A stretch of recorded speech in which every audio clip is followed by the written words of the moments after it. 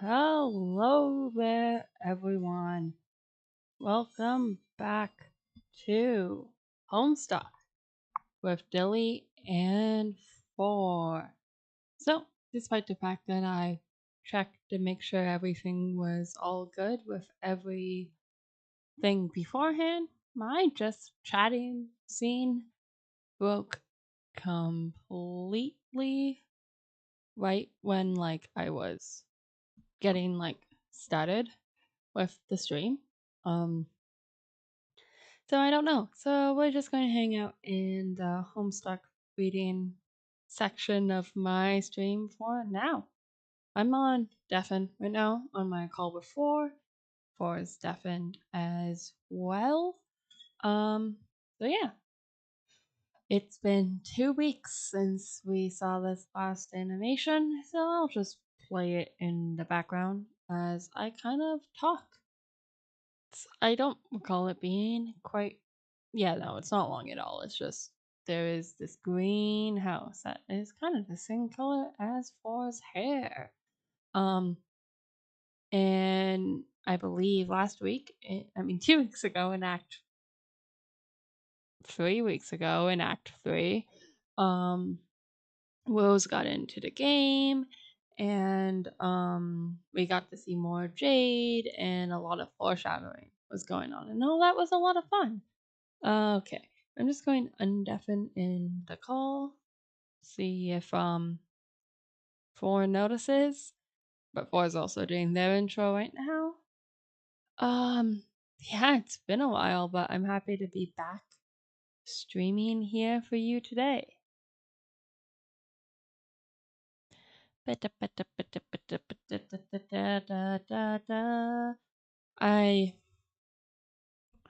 it feels good to be back. Feels good. I have my water, I have my coffee, I have the cold air coming in through my bedroom window, and it's a very nice, perfect autumn day outside. And yeah, I'm excited for us to go through the intermission. I'm so proud of the thumbnail for today's video. Take a look at it when you have a chance. Oh, that's not good. One moment. If it wasn't set up at all, so I was just speaking into the void for a sec there. Am I still echoey to you? Chat, Yeah, am I echoey to you? Chat, is OBS echoey too? I'll leave that question to sit. Just give me a moment.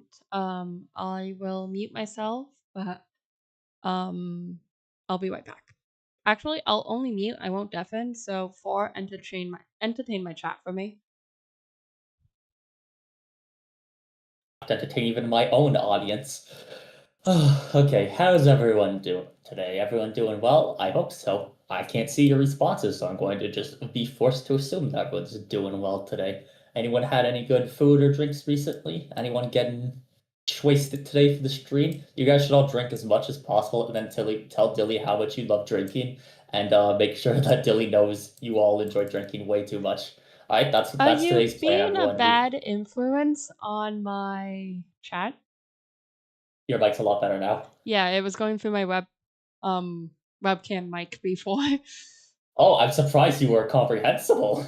Yeah, I don't know what happened because I don't know if you heard from your side of the lab when I first joined the call. I'm afraid I did not, to be honest. My Discord join sound blasted out of my monitor speakers. Ah, So I fun. had to set it back to being my headphones, but I didn't my output to be my headphones, but I didn't think that I would have to double check to make sure my input would be my mic. Ah, Um yes, makes sense. Yeah, I had to reconfigure my mic as well because it appears my mic was on the completely wrong setting on Discord as well. Discord. Discord, Discord, Oh, Discord. oh, Discord, how we love you. Is my Fuki working on your side at least? Yes, it does appear to be working. Yay. Um Let's see if I can shift it over just a little, just to align it with that bar. Excellent. Perfect. All right. You are now aligned with the scroll bar, I Oh, think. nice. My Sodalicious is not scented. Uh, Center it. it's it's too big. There we go. So delicious definition. Sodalicious definition. Um, And make John go loco. Sean is always going loco. John is always going loco. That man does not have his shit together. But it's fine. It's fine. It's cool. It's fine. It's Should cool. should we do all the Homestuck related preambles? Yes, yes, we should. Well, welcome back to Dilly and 4 Read Homestuck. My name is Dilly, this is 4, and today I we are going to read Homestuck. yep. Yep. So Homestuck is a webcomic that was written in the grand old year well, actually we're in 2010 now. We've Oh, is it into 2010? Oh, I lied. Yeah. We're into 2010 now. But so in it contains a lot of serious themes throughout the webcomic. I'm about to read the trigger list for the entirety of the comic, so not everything on the trigger list will appear in what we read today. In fact, I would be shocked if almost anything on the trigger list appeared in what we read today.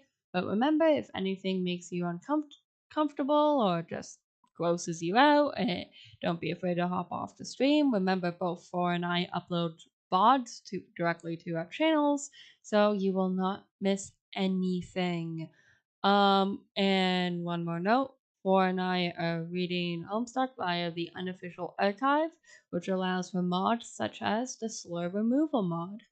The slur removal mod removes the slurs. So It's that simple. though there is still, harsh language sprinkled in throughout the comic. And other triggers to be concerned about include flashing lights, which will be covered by the Sodalicious if they get really bad, normalized racism, misogyny and sexism, fat phobia, alcohol abuse, drug abuse, major character death, minor character death, parental death, animal death, child death, body horror and injury, torture, eye mutilation, graphic depictions of gruesome deaths, graphic depictions of violence, self harm, suicide and suicide threats, incest, insects and spiders, snakes, clowns, nudity, non consensual sexual relationships, unhealthy relationships, verbal abuse, domestic violence, possession, mind control, male pregnancy, bestiality, war crimes, genocide, and imperialistic empires. I get what they're going for with all that, but I feel like graphic depictions slash gruesome depictions of violence and death might be a bit of a stretch given the art style we work within with this comic. Yeah, but like, what? Despite the fact I have a fear of blood, the differing blood colors and even the bright red for the human blood doesn't bother me and never really bothered me.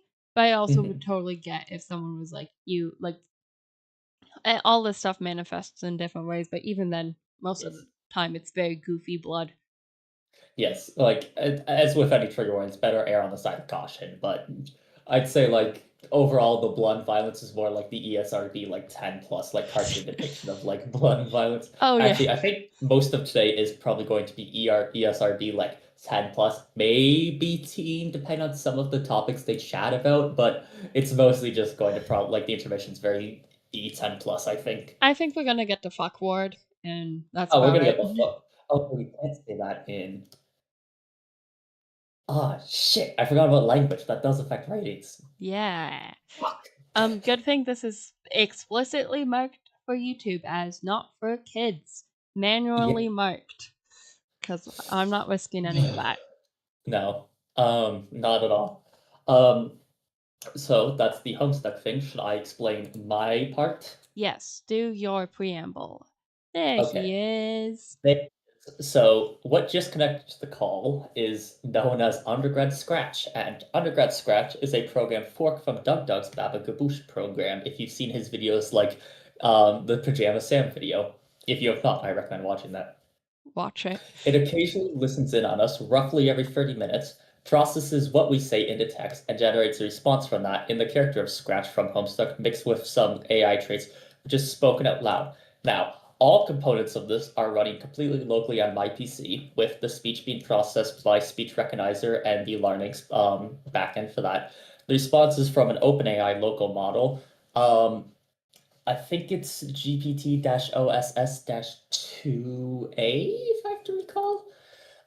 And the audio generation slash like the actual when it speaks back to us uses the Aru voice from the Liverpool University Acoustics Research Unit. So all of this is being run completely locally on my PC. So any electricity being wasted is being wasted completely by me and getting turned into heat in my room. And God, does my PC pump out some heat sometimes, which is honestly pretty good as it's cold outside now, and I could use that heat.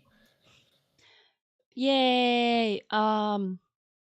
Yeah, and so it's undergrad Scratch as opposed to doc Scratch because undergrads are stupid and AI is stupid.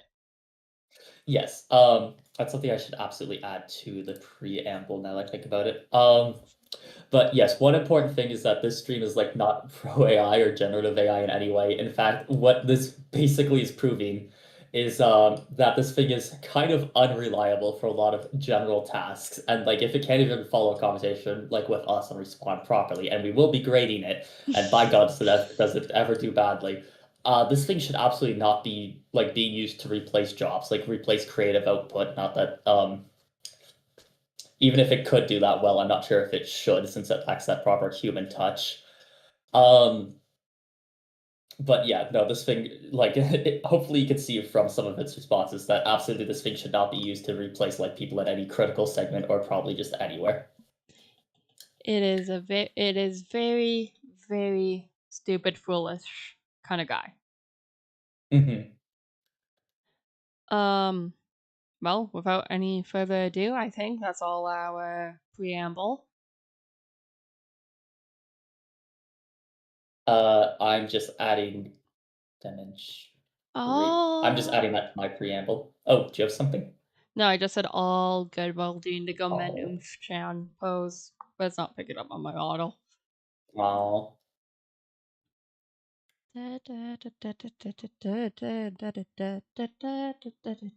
Sorry, I have a song stuck in my head. Um, Dream Hey Say Gals by Worry and You from the Hasano Sora School Idol Club. Hashtag not sponsored. Oh, you do love your love life. I do love my Love Live. In fact, there's a reason why it's called Love Live, because I love it.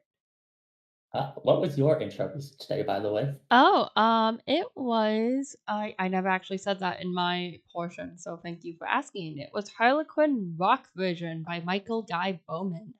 What was Ooh, very nice yours? choice. I decided to go a bit out of the Homestuck wheel today, and by that I mean entirely out, and I used the Mario Kart DS Wi-Fi menu music. Ooh, very good choice. Thank you. Alright, I'm all ready. So I continue. Oh, hold on, I didn't actually load the intermission panel just because I was on the adventure map page. Uh, Okay, now I'm good to I continue. I continue. Okay, so I'm narrating this because you're Spades, yes? Yes. All right. Your name is Spade Slick. You are the leader of a notoriously vicious gang of mobsters called the Midnight Crew. A rival gang known as the Felt recently knocked over one of your favorite casinos. Your long quest of revenge has finally taken you through the front door of the mansion belonging to their loathsome boss, Lord English. Your subordinates, Clubs Deuce, Diamond Droogs, and Hearts Boxcars, have been dispatched to various locations throughout the mansion to begin carrying out your mission.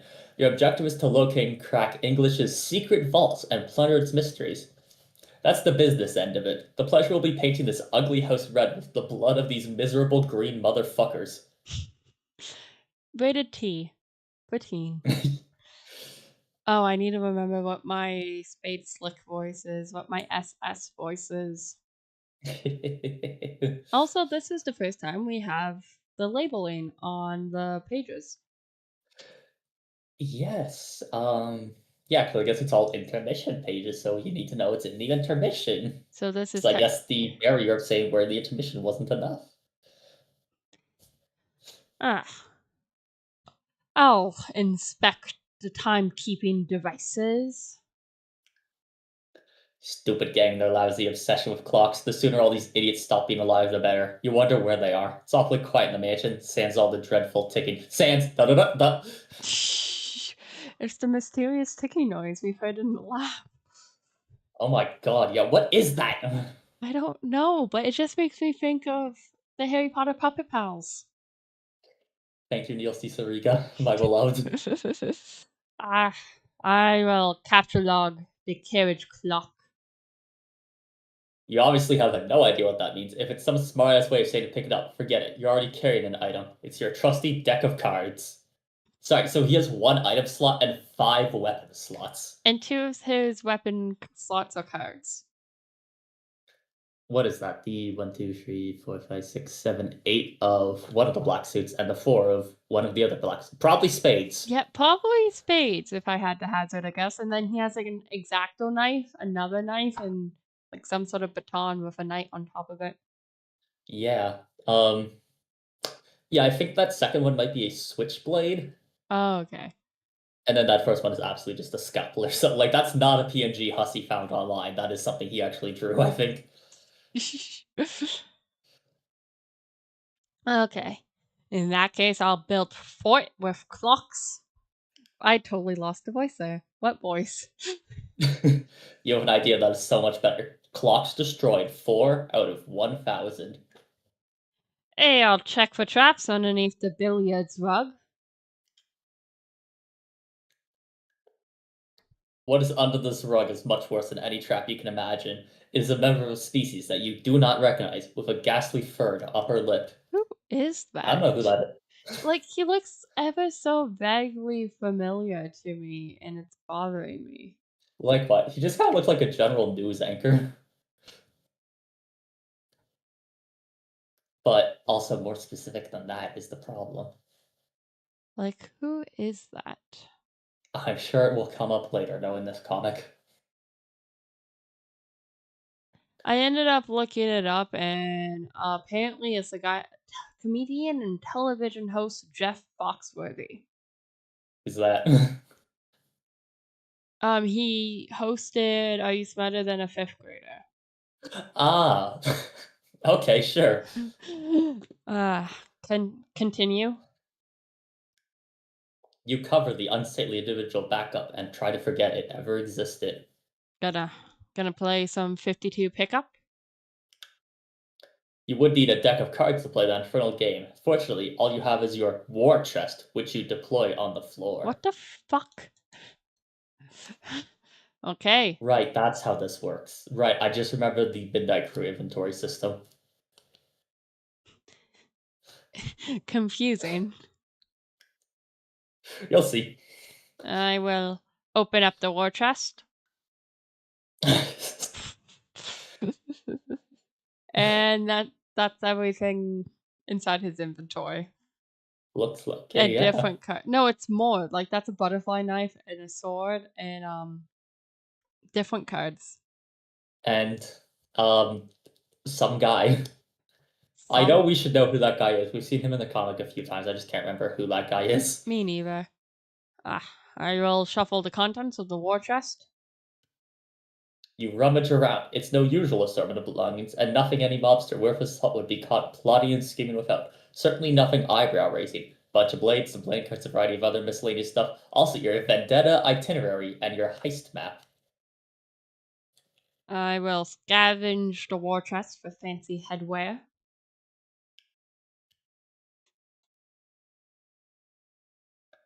If there are any elaborate headdresses in here, you'll eat your haberdasher. But of course, there's only a plain and serviceable backup hat, which naturally conceals 2 licorice Scotty dogs, which makes you think that maybe you are wearing your backup hat, and that this is your usual one. Hell if you know, they are the same damn hat. Ah, okay, so the Midnight Crew also hides their power candy underneath their hat. Excellent. That's a good problem sleuth reference. Ooh, very cool. Which makes sense, considering these are technically prom sleuth original characters. XPs, but also not eh eh Yes, they're non-canonical problem slip characters. non-can ba ba ba da ba ba fuck you MS Paint. I I will hide inside of my war chest. I mean, the only reason I specifically say they're non-canonical is because it's actually mentioned in one of their prompts. Is that it mentions a non-canonical adventure rather than the dubious canonical adventure, which I normally call. But that's enough of that. Makes You sense. cannot hide properly inside the chest because you cannot close it while you're inside. Instead, you pretend it is a really cool automobile that commands the fear and respect of larcenous adversaries everywhere. Beep, beep, beep, all aboard the idiot wagon.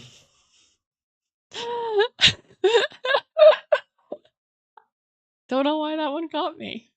It did not pick up over the mic, but I just heard it through the walls of the lab of you giggling.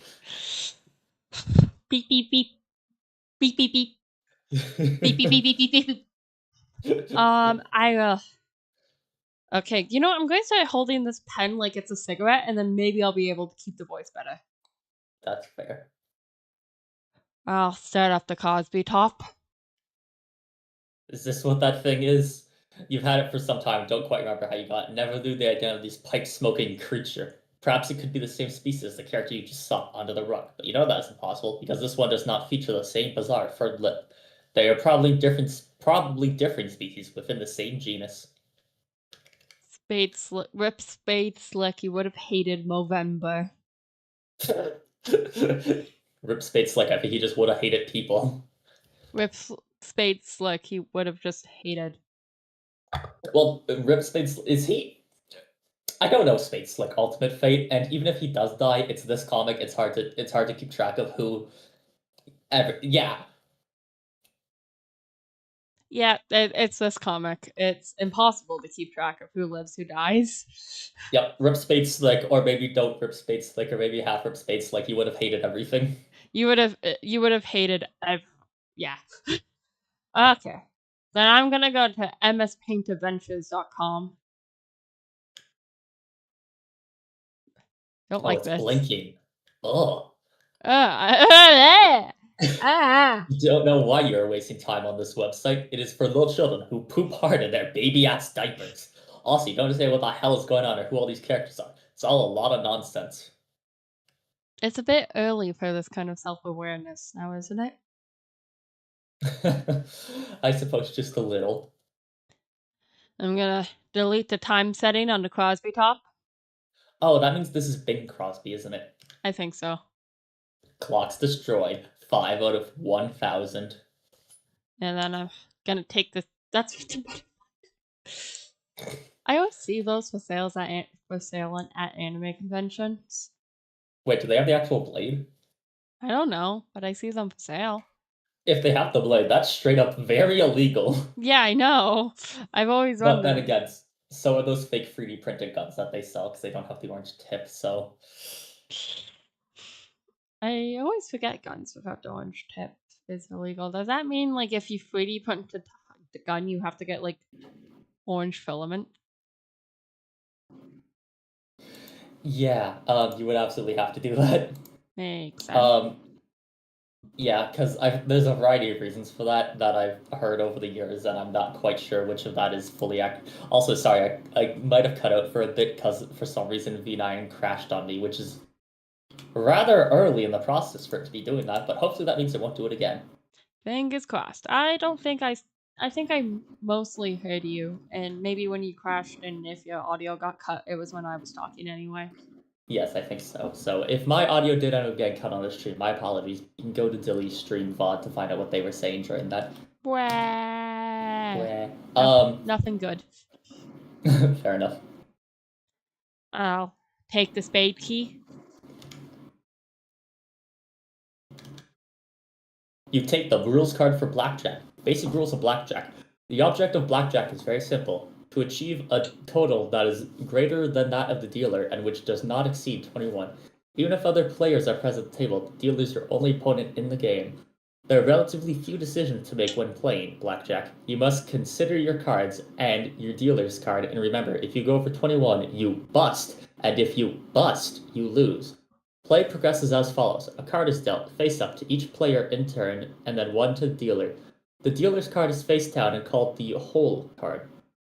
A second card is then dealt, again, face up to each player. Starting from the player to the left of the dealer, each player decides where to draw further cards. After all players have completed their hands, the dealer proceeds to draw cards to complete the dealer's hand. You win if your total is higher than the dealer's hand, or the dealer goes over 21 and busts, provided you have not previously busted yourself. If your total is the same as the dealer, it is a standoff and you neither win nor lose. If you go over 21 or the dealer beats you, or has a higher total than you, you lose. You have possessed this item for as long as you can remember. You do not yet know its significance, though you can hustle up a mean game of blackjack when you need to. That I can, actually. That you can. So blackjack, unlike a lot of games, does actually have some pretty decent odds for the player, although it is still shifted in the house's favor. Still significantly less so than most casino games, if I recall. Although if you really want to make money at a casino, what you need to do is you need to do poker. Because that way you're not against the house, you're against all the other players. And that's how you really win. Yeah, but please gamble responsible. Do not take my gambling advice. I'm not a professional gambler. And don't take mine either. I am also not a professional gambler, though JRPGs have made me very good at poker. I will examine the vendetta in itinerary. These are the mugshots of everyone you are going to kill. You got a head start. You already offed Crowbar 7, Matchsticks 11, and Quarters 14, depleting them of some of their muscle. You've still got to watch out for the others and stay wary of their despicable time shenanigans. Itchy 1 has already given you the slip repeatedly. Doze 2, you've kept interrogated just as repeatedly to no avail. Trace 3 has broken into your secret hideout more times than you can count, while Finn 5 always seems to be a step ahead you scoop out your heists. Clover 4 has all the intel, is highly cooperative. You might need him to crack the vault. He'll be guarded. Best to avoid Die 6 and any direct confrontations unless you want a temporal mess on your hands. But if you need any repairs, you can always get to Stitch 9 and persuade him.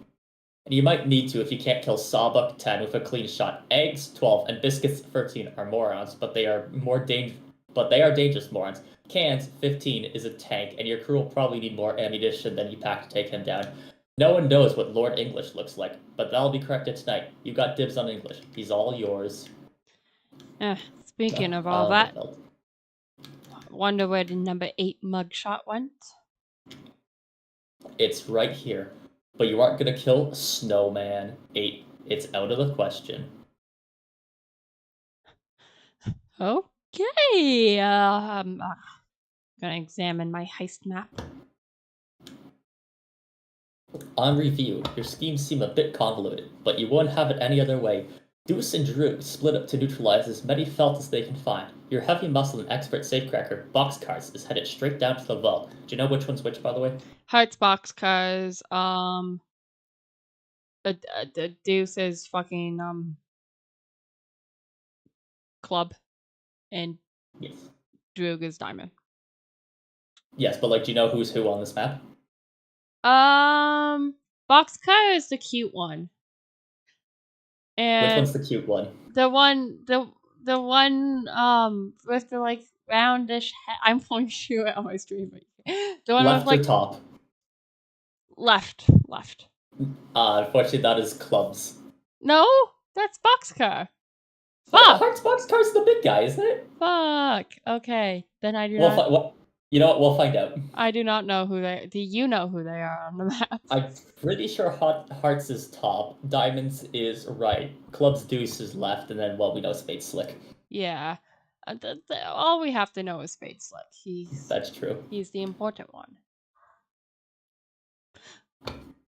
My hand tracker picks up my fingers holding the pen like it's a cigarette, uncannily well. That's funny. You need an actual cigarette prop now. Remember, don't smoke, even if it looks cool. Smoke because it looks cool. Everyone smokes 16 packs of cigarette a day and die at the age of 14. You are not being a good influence on my chat today. You're right. Actually, I take back what I said. I am not a professional gambler, but I know math. I am extremely good at probability. You guys should gamble as much as possible and take all my advice. What is 64 div 4? 16. Okay. That's a binary math question. I know those. Oh yes, true. Okay, I need to think of a non-binary math question. What is they divided by them? Slash. Back to the comment. I'm gonna use the radio device to check on my unscrupulous cohorts. You put the word up to your cronies for a status report. No response yet. You clean up all your junk and prepare to get your show on the road. What Continue. is with his teeth? Does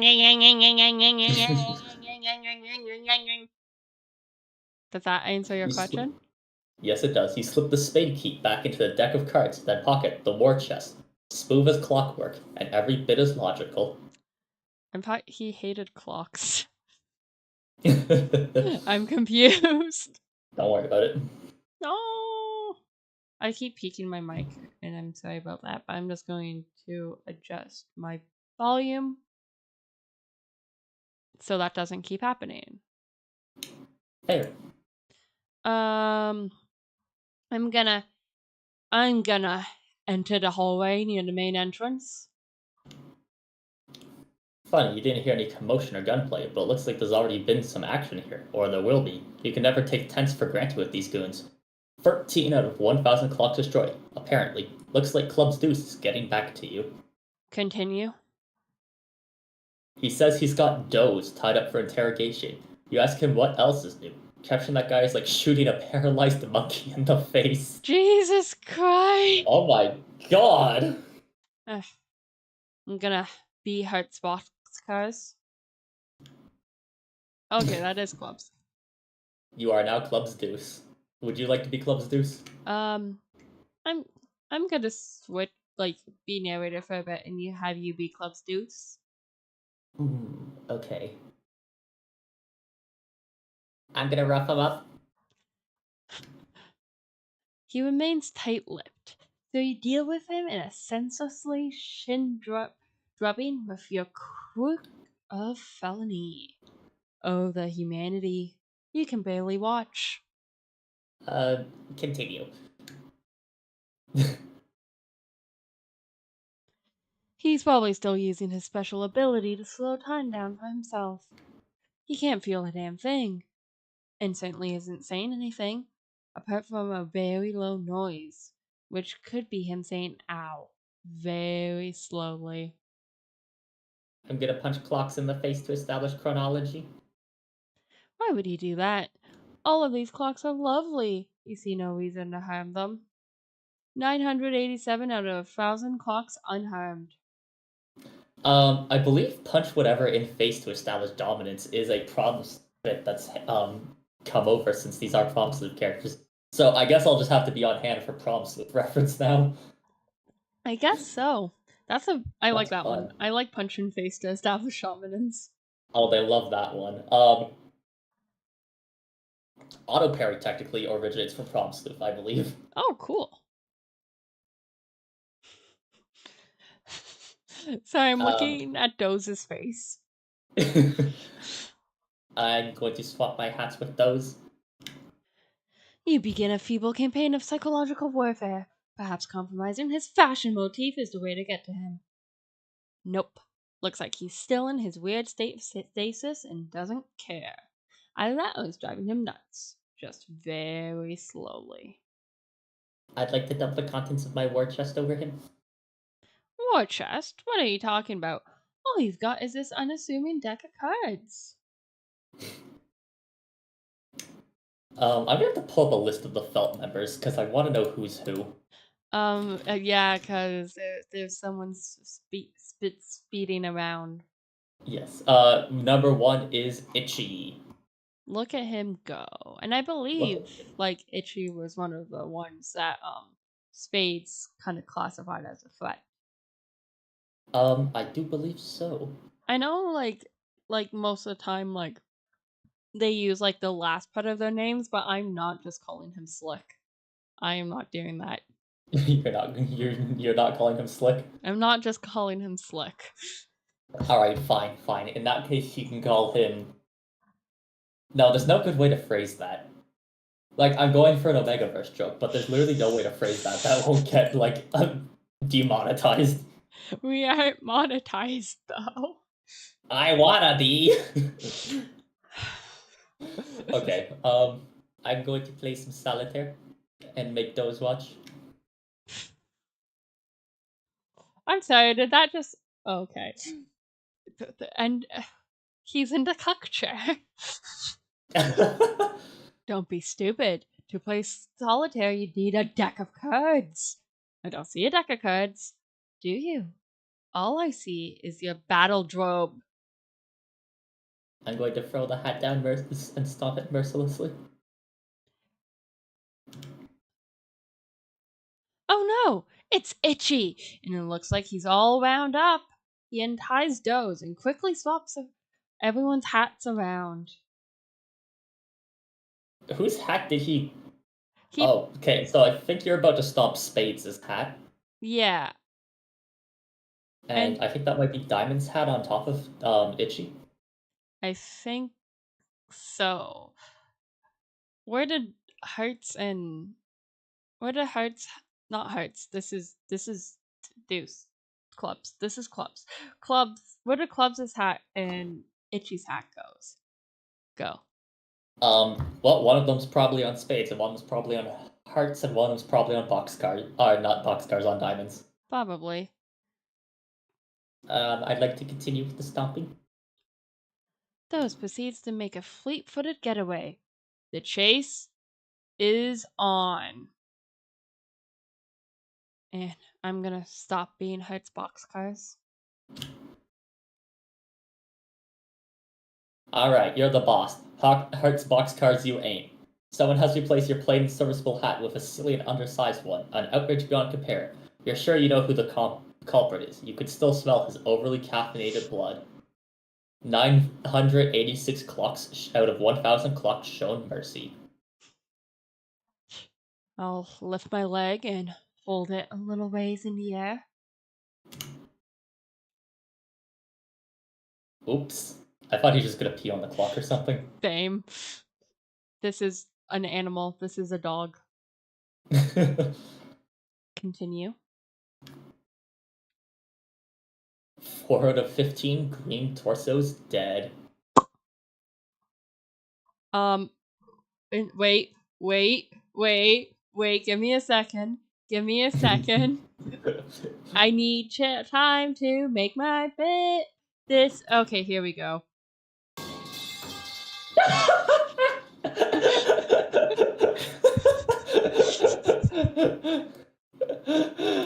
Where did you get that?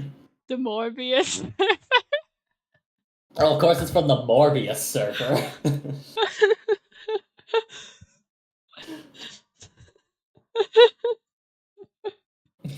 I should not be laughing out of my own bit. That was a good bit. Congratulations. Oh, you're a real streamer now. I'm gonna wear CD's hat on top of my current one. You're already Deuce's hat, you fool. The one on the floor is Droog's hat, which is exactly why you always keep a backup hat on hand. The son of a bitch on the floor here has played his last game of musical hats. Soon these lugs will learn to show you some respect. You made this town what it is, after all. Wasn't nothing but a bunch of dust and rocks before you got here. Oh, he's active. Bar the labyrinthine utterance, you have conjured indeed a veritable hack in semantic form. You appear to be contending with the orthodox hierarchy of the standard 52-card deck: spades, hearts, diamonds, clubs. In the lexicon of playing cards, hearts and diamonds are both asterisk red asterisk suits, whereas spades and clubs are asterisk black asterisk. The phrase hack may well reference a particular trick or a asterisk hand asterisk devised by a player, yet irrespective of that, the anatomical positions of the suits remain immutable. Hearts and diamonds occupy the asterisk right asterisk side of a balanced deck, while clubs and spades claim the asterisk left asterisk. Asterisk E asterisk. The shouts of perplexed vowels to signal that I too am not entirely surprised by your linguistic detour. Now let us cue this discussion to the billiards table of probability. The asterisk Q asterisk of playing cards, the asterisk ball asterisk of the player's intent, and the asterisk pocket asterisk where the outcome resides. Think of each suit as a different coloured billiard ball. The asterisk red asterisk balls, hearts, diamonds roll together, while the asterisk black asterisk balls, spades, clubs form their own cluster. When you strike her asterisk pocket asterisk, make a play. The ball follows a deterministic path defined by physics, much like the inexorable dance of moments in time that my master, the Lord of Time, orchestrates. If a player or your utterance dares to misplace a ball, say to heart in the club's pocket, he is merely asterisk pocketing asterisk the wrong cue ball, thereby asterisk rigging asterisk the game to his own illusory satisfaction. Rig. Finally, let us recall that as the primordial archivist died, undergrad scratch hold influence beyond the mundane wheels of causality. My whispering can make a mere ripple feel like an epoch. Thus, when you ask where do hearts asterisk not asterisk belong, the answer is both trivial and profound. Hearts do not belong in the asterisk black asterisk suite, nor at the base of an asterisk cubic asterisk pocket, lest you distort the grand geometry that my master envisions. Asterisk ooe asterisk, the echo of eternity reverberating through the polished green mantle of my chambers. Okay, I've got a couple things to say. I think I have about 3. So, as you guys can probably guess from all of that, Duck Scratch slash Spade, not Spade Slick, Duck Scratch slash our version Undergrad Scratch is in fact associated with the felt. I'm not going to tell you what he represents, but from all that you can guess that. I love that even because of that. And in light of that, and because of that, he basically said, what if the suits were balls on the billiards table? It's like, Scratch, shut up. So what caused him to go off on all that is he heard us talking about the hats that got swapped around, but half the time he misheard it as hack or hacks. So that's what caused a lot of that. Third is that specifically I'm looking at his prompt because I made sure to pull up like his roleplay prompt again. Or not roleplay prompt, but just his general prompt. And it specifically says do not use asterisks. Like I made it very explicit to not use asterisks, and you saw how many asterisks it used. Reliable machine, my ass. So that's a fail. Yeah, no, that one was just kind of schnasty overall. Hopefully it was just a big kind of misread, but Yeah, I could not tell what he was saying half time. Yeah, that's a fail. thank you, Undergrad. You tried. He tried.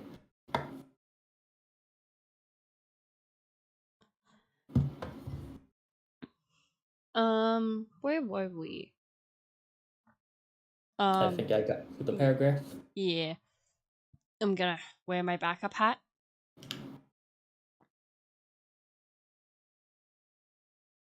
You deploy your chest and swap this dinky little hat for one more suit to your tastes. Wait a minute. Thank God, your precious Scotty dogs are still here. You don't know what you'd do without them. You don't even want to think about it. Continue. Cool. Dai makes his usual sort of entrance, the nonplussed, vaguely bewildered sort. I'm gonna be Diamond's drogue. You got it. Oh no, wait, this is you. You got it! Club's deuce it is. You have opened up your battle robe in search of your backup hat.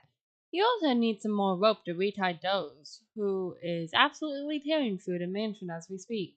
If you don't hurry, he may clear the chair within the hour. But it's a big mess. You mostly just see a bunch of bombs and cards. Is the Midnight Crew the Penguins of Madagascar? Effectively, yeah. Effectively. I'm going to continue to try to sort out my battle drope.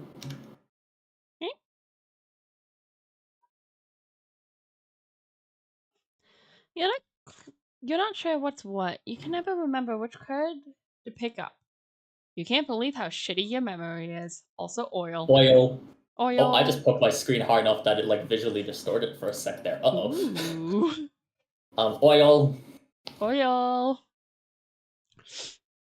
I would like to. I'm just a little guy. I'm just a little fella. Sorry, I just got to get into the voice. I'm just a little guy. I'm going to grab the deuce of clubs. You pick up 2 licorice gummy bears. These need to be stored for safekeeping as soon as possible. Finding your backup hat has never been more urgent. I'm going to pick up all of the cards and throw them at those and hope it slows him down. Boom! You pick up a bunch of cards and fling them doesward. Didn't accomplish a whole lot, other than put some of your private reading material on embarrassingly public display. Black niches. Licorice, licorice, licorice, as far as the eyes can see. Wait, is that indeed? I think that's black inches. Oh, you're right. Huh. But that's another for the colored measurement. Cool. So, So that's black inches, red miles, yellow yard, and green. Oh, I can't remember. I can't remember either. Also, I was trying so much hard to read upside down. My model went off screen. Sorry about that. It's all good. Nothing wrong with a little off-screen upside down shenanigans. I'm going to pick a card, any card. You're busy, guys, so you just pick up any old thing and put it on your head. Since you're in a big hurry, you will assume that is your backup hat. You stand nearby the two remaining cards on the floor, an off-suited king and jack. Did he put C4 on his set? Yes, he did. He's so cute. I'm going to pick up the card depicting stately blonde-haired fellows. You're going to stand around jacking all day.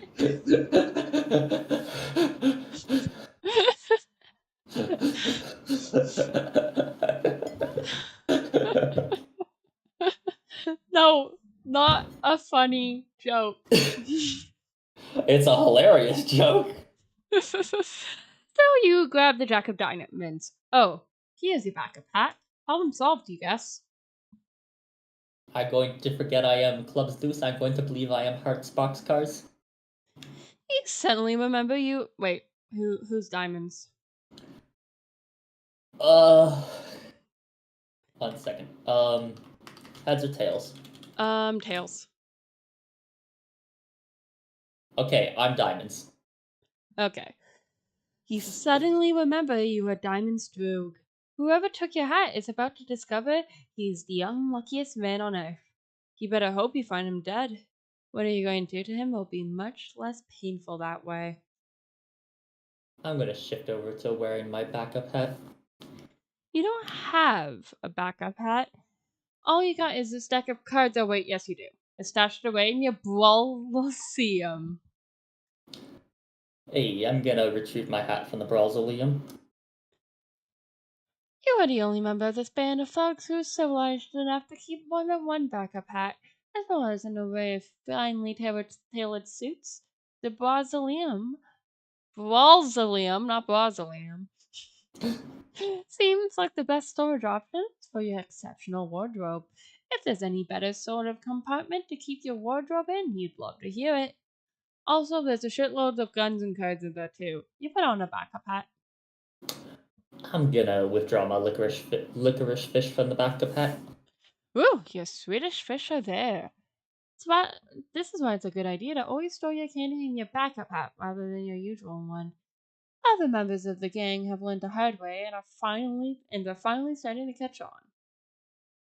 Hey, I'm gonna continue.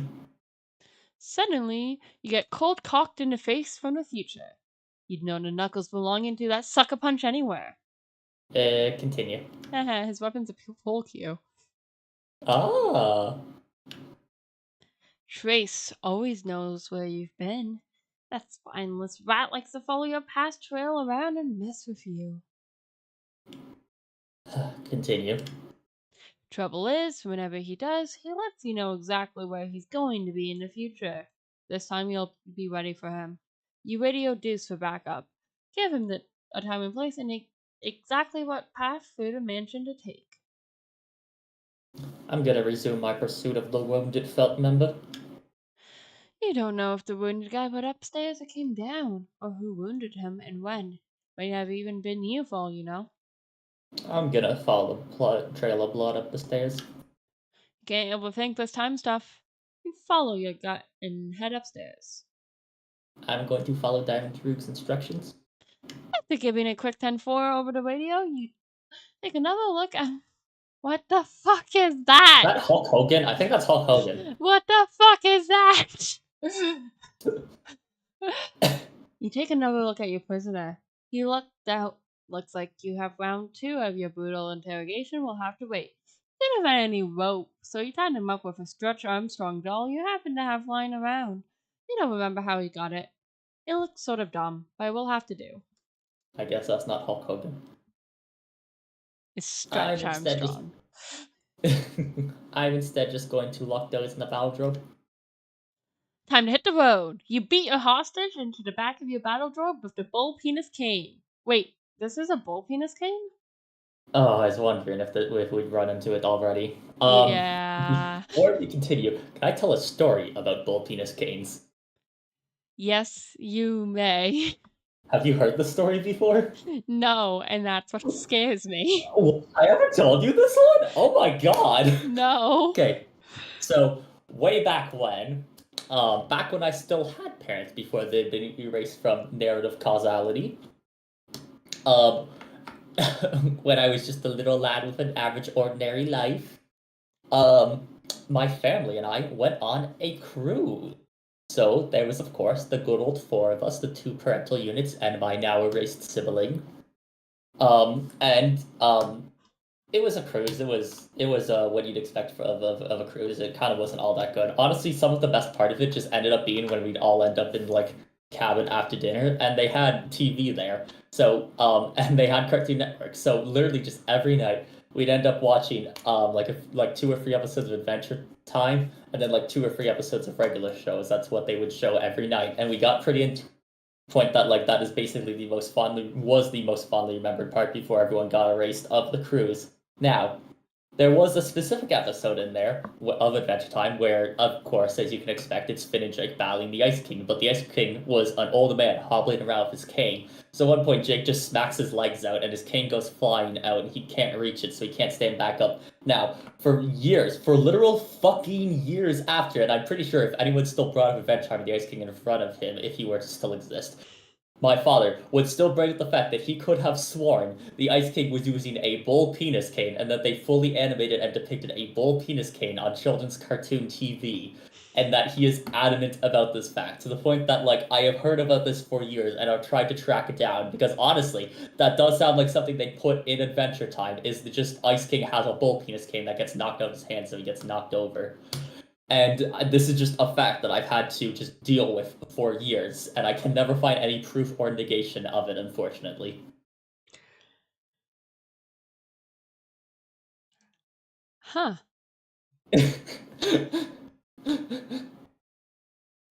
I've never told you this? I knew most of the story other than the bull penis part. Someone in my chat says the penis cane is real. Oh my fucking god! Okay, can you? I'll have to get that information from the member of your chat later then, because holy shit, I need this evidence. I don't know if he's being reliable or being funny, but Doesn't matter. I'll take any lead I can get. Any lead you can get. When I go through my Adventure Time watch through as well, I'll keep an eye out for the bull penis king. Thank you. I'm going to continue beating. I have sticky notes in the pen. I can draw magic mans and put them all around the lab again. Not again! Anyways, back to the comic. I'd like to continue beating does with my bull penis cane. Oh gosh. So delicious. So delicious. So delicious. I'm gonna turn off studio mode because it is interfering with my ability to get that out quick. Yes, same. Boop. You flip the fuck out over the fact that this is apparently a bull penis cane. Meanwhile, running roughly parallel with present events. I just realized I never covered that. Studio mode is a bit bad for I was those kinds of not aware studio mode would like allow you to make edits to the current scene that wouldn't go live immediately if I was just editing other scenes. Yeah. Well, we are learning as we go. 2 kings, 2 aces. A river of an 8, a king, an ace, a 6, and a 2. 2 three of a kinds. So there it is. And no possibility of a flush. Also, no one has a spade in their hands. Like, Oh, would you look at that? both 3 of a kinds are completely spadeless. Mm. Wait, no, the king has a spade. Oh, sorry, I thought that was a It's club. all good. I do not blame you at this resolution. Continue. I think I'm also a bit more zoomed in than you were. I moved around my arrangement this time for the stream to hopefully show more Homestuck, less Dilly's like the whole Show less Dilly's hole. no, show less of the like the chat thing that doesn't work and the Twitter account URL that I don't use. Fair. My like background thing. But Homestuck is a lot more zoomed in, but also still has a lot of gray space on both sides. Yeah, that is the nature of it. Continue. Zip.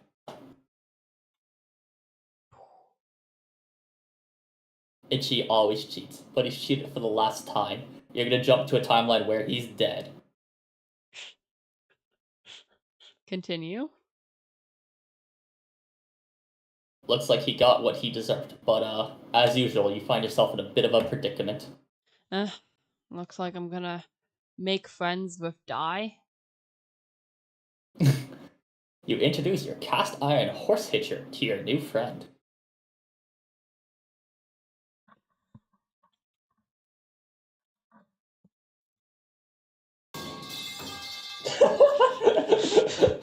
I was wondering what the pause was. Metal pipes. I know you have to use them sparingly, but they never are not funny to me. So. No, that's so fair. They are in fact never not funny. Continue. Die scrambles for a pin he's been saving for a special occasion. Continue. How many times does he have to tell you he made this town? And I guess I'm Boxcar. Yes, I believe that would make you Boxcar. Oi, boss! I'm gonna stop being Spade Slick. You stop not being Heart's Boxcars. You have made your way to the Felt's secret vault. It's bigger than you were expecting. You doubt you will be able to rely on your usual safe cracking method, which is prying it from the wall with your bare hands. You'll have to think of something else. Shit. Fuck, boss. I'm gonna, do a silly dance. You had the same idea for a voice for Heart's Boxcars as I did. If I got him, that's funny. Oh, he is so, oi, boss, coded. Yeah. This is just absolutely the most ridiculous thing you could possibly choose to do right now. I mean, come on. Why don't you take a closer look at that safe? Seriously, stop that. I got it, boss. Got it, boss. I'm gonna pry the wall from the safe. That notion is even more ridiculous than the last one. Wait, who are you kidding? No, it isn't. It looks like the combination to this safe is entered via the hands of a clock, and you somehow doubt spinning the hands around manually is going to cut it. Knowing these guys, you've got to alter the flow of time itself to make it work, which is of course bullshit. You think you'll just blow it up instead. Time to get Deuce on the radio. Got it. Gonna deploy my punch box. You deploy the raft tub. Oh my god. Red cheeks.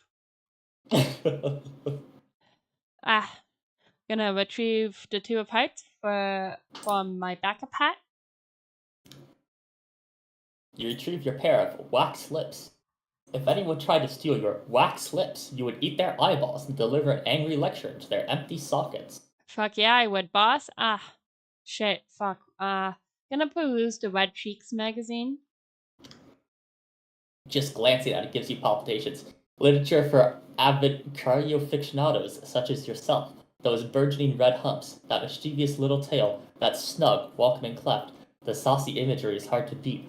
Harder than what you beat inside your chest now. Your heart is what you're beating. You beat it to Red Cheeks magazine pretty regularly, you'd say. Second jacking off joke. Yeah, I was about to. Oh my god, I was about to say. Shit. I'm gonna call clubs on my newest card.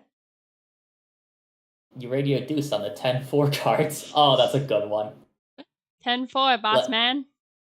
Let him know you need a powder monkey on the double. You hear ticking, and it's not coming from that big vault clock above. You hope it's not what you think it is. Continue. Oh no. Oh god. Biscuits. His oven timer is ticking. This is no good. Shit. Not the Dave's white colored oven. Continue.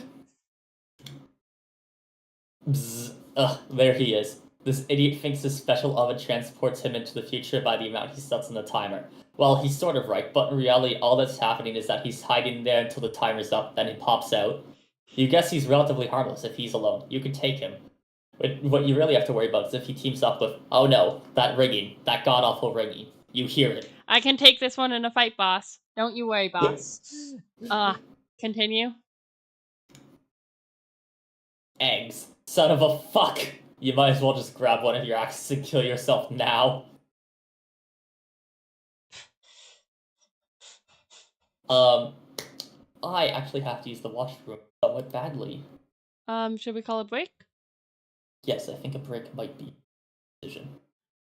Everyone, go get yourself some water, some snacks, and see you on the other side. Yes, see you guys soon. Thank you. Transition.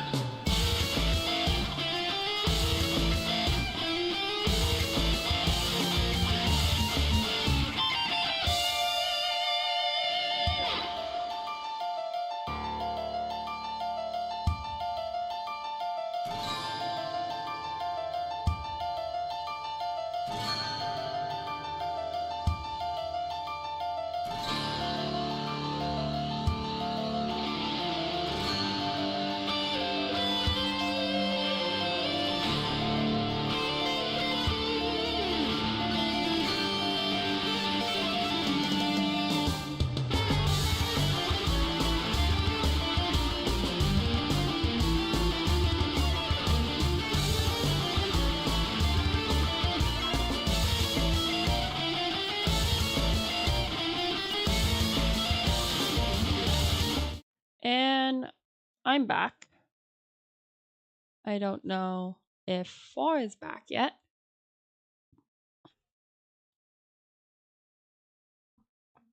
Hello, hello everyone, and we are back. Let me pause the Wi-Fi menu music. Yeah, good break. Good break. Yes. Welcome back, everyone. Clubs deuce. Yes. I'm going to follow the path that Diamond's Droog set out for me. In the future, you've already followed that path through the mansion that Droog told you to. Trace followed Droog past trail even further back, but found a much fresher trail crossing his path. Looks like this guy is talking on the radio. Says something about how he'll be right there when he gives Droog a hand. Trace decides he'll trace this guy for a while, sees what he's up to. Then mess with him, of course. Continue. In the present, you talk on the radio. Say something about how you'll be right there once you give Droog a hand. Somnium ass joke.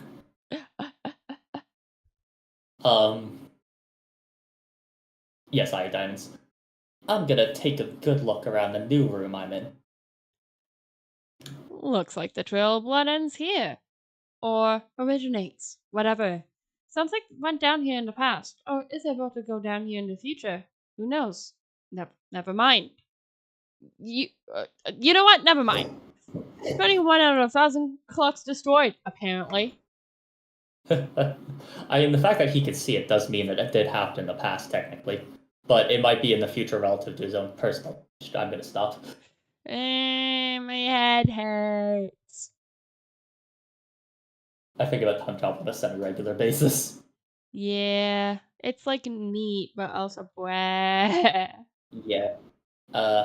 Continue. Hang on, there's a tooth on the floor. You know that tooth? You felt its bite before. Yo? Yowie? Finn was here, and judging by the forensics of the scene, the angle it hit the floor, the direction of the blood splatters, and how dry the blood is, you think you know exactly what he's about to pull, or more specifically, what he's about to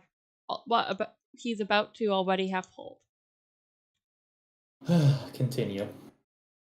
Finn always knows where you're going. Oh, haha, he's a pool shark. Oh, that's funny. He's followed your future trail here. He likes to mess with you from the past.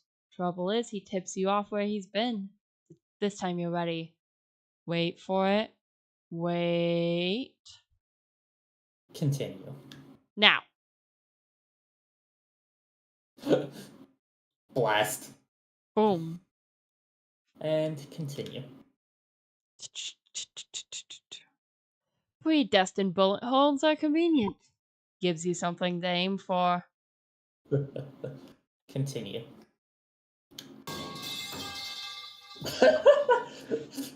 7 out of 21 clocks redestroyed. Continue.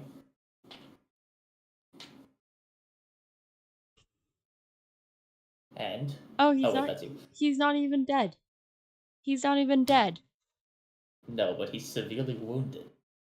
That was a false metal pipe. Well, the clocks were destroyed at the very least. That's true. That is very true. Wait, so are you saying I should do a metal pipe for each clock? Then we have a lot to go over. We have a lot of time to make up. No!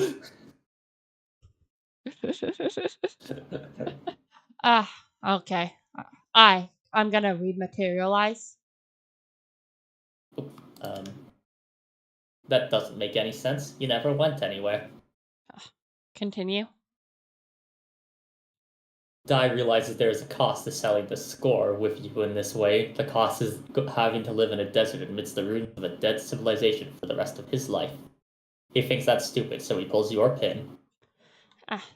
Well, in that case, I'm gonna help the Green Man live up to his name. Very nice. Now you can hit it.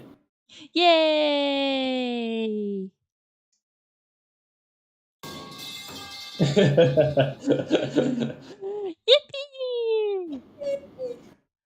Continue. That's another one down. I'm gonna take the guy's voodoo doll.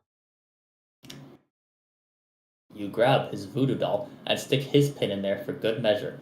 Might as well keep track of everyone you've off this way too. Not that you intend to abuse its power to settle your score. What's the point if you're not going to get your hands dirty? Still, it might come in handy down the road. Lord English is supposedly indestructible. He's rumored to be killable only for a number of glitches and exploits in space-time. The doll may ultimately help you work the system if it comes to that. Yeah, speaking of that kind of shit, the clocks. Destroy them. Destroy them, boys. Rattle 'em, boys! 29 out of 1,000 clocks destroyed. 5 out of 15 green torsos dead. Whee! And I'm gonna follow the blood trail downstairs and finish off Finn. Problem with that is that he'll just see your future trail following him, and there'll be nothing but a loud invitation for him to mess with you for some more. Besides, better to leave him alive. You think you'll know where he'll lead you to. Just gotta be a bit more subtle about tracing his blood trail. Keep your future trail out of sight. Meanwhile, the boss is gonna return to being hijinks-filled. Spade Slick cannot return to being Hearts Boxcars because obviously Diamond DougDoug is busy being Club's deuce. Oh wait, no, that means that's your narration then. That is a very stupid.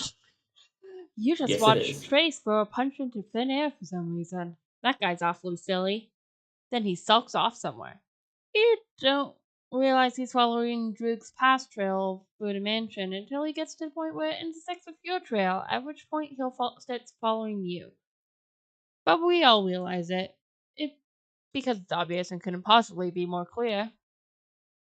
I'm going to implement our nefarious scheme. You follow DougDoug's simple instructions. So simple even a forgetful nincompoop like yourself can remember. There's a blood trail on the floor that goes into a different direction than Trace went. You decide to follow it because that sounds like a really good idea to you. If there was something you were supposed to do after helping out DougDoug, you'll be damned if you remember what it was. Boxcar is not getting his assistant. I'm going to continue. Trace catches up where you were, but you're gone now already. Fuck. All he sees is this long, gross, rubbery arm of your past trail stretching through the room. He finds his comrade tied up with the stretchy rubber arms of a small man. But there's nothing gross or unpalatable about that, to say the least. Dose unslows himself and begins mumbling something feverishly about his hat. Continue with the nefarious scheme. Bomb! Continue again.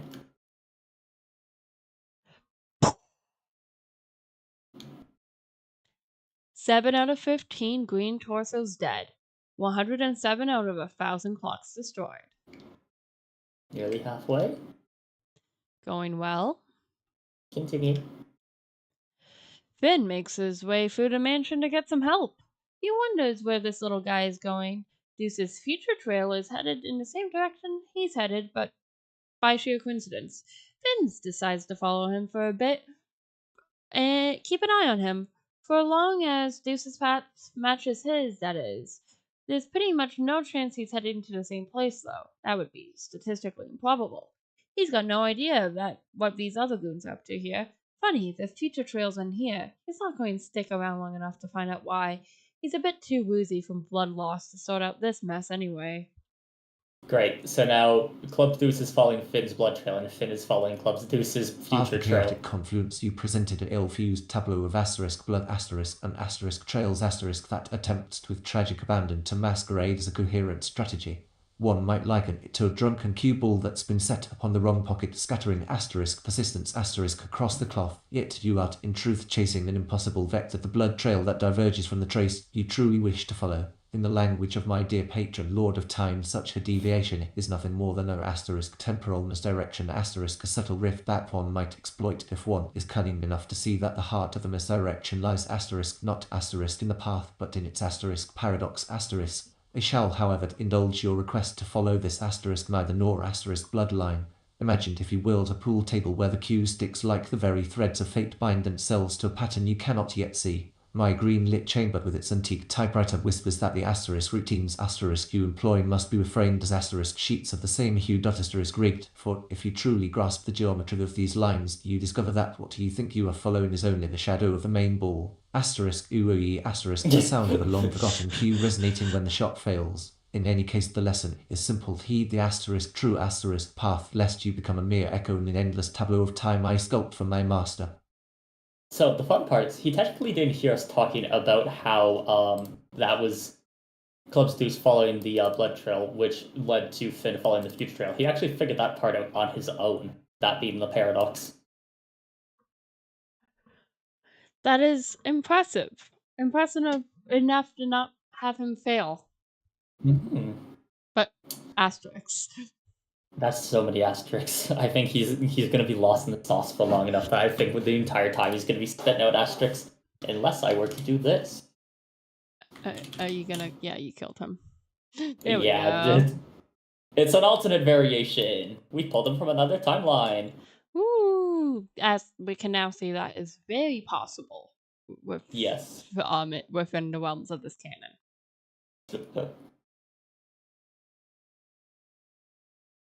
Okay. Where were we? Oh, I'm going to follow the red blood road.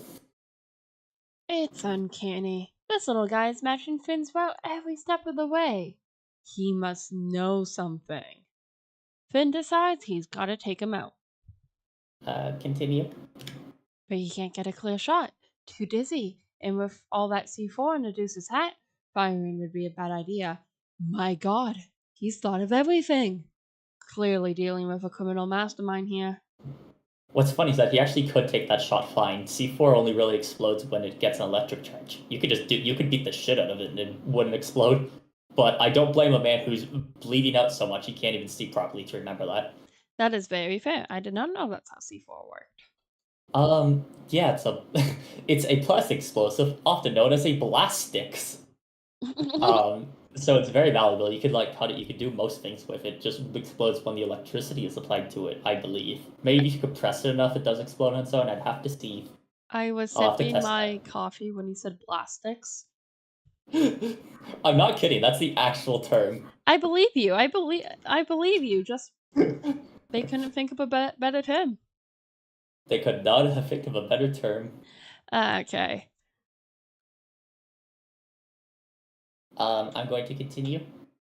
You stop and admire this gorgeous clock. So pretty. Too bad it's not ticking like so many of the clocks in this place. Not that you can blame them. There are so many clocks in this mansion, it would obviously be impractical to make sure they all work properly. Oh look, a trail of blood. You think you'll start following it. Hey, boss, I'm gonna waste exactly 4 hours on this tomfoolery. Yes, I looked up quick. C4 will not explode if you shoot it. Further, it won't explode if it's lit on fire. And even further, it will not explode if it's lit on fire and you shoot it. Very cool. I will... That is good to know. You hate time travel, you hate time travel, you hate time travel, you hate time travel, you hate time travel, you hate time travel, you hate time travel, you hate time travel, you hate time travel, you hate time travel, you hate time travel. I'm just gonna take a screenshot of this panel and put it in the channel we use for this stuff with the caption, "You hate time travel." That's a surprise tool that will help us later. What's Homestuck about? Don't ask that. Don't ask that. Wait, did someone in your chat ask that? No, but just sorry, I mean, what's Homestuck about? You show them this panel. All the fucking ovens. Oh, now I see why the ovens are Dave's bright colors. Why is that? Because of the colors of what's his face? Number 13. Ah, yes, okay. Because he's striped orange. Yes, okay, yes. Oh, good, sense. There is a GIF of it. Add to favorites. Oh, I just summoned that out of the files for the comic itself. Oh, perfect. Add to favorites. Yes, I could. That will come in handy.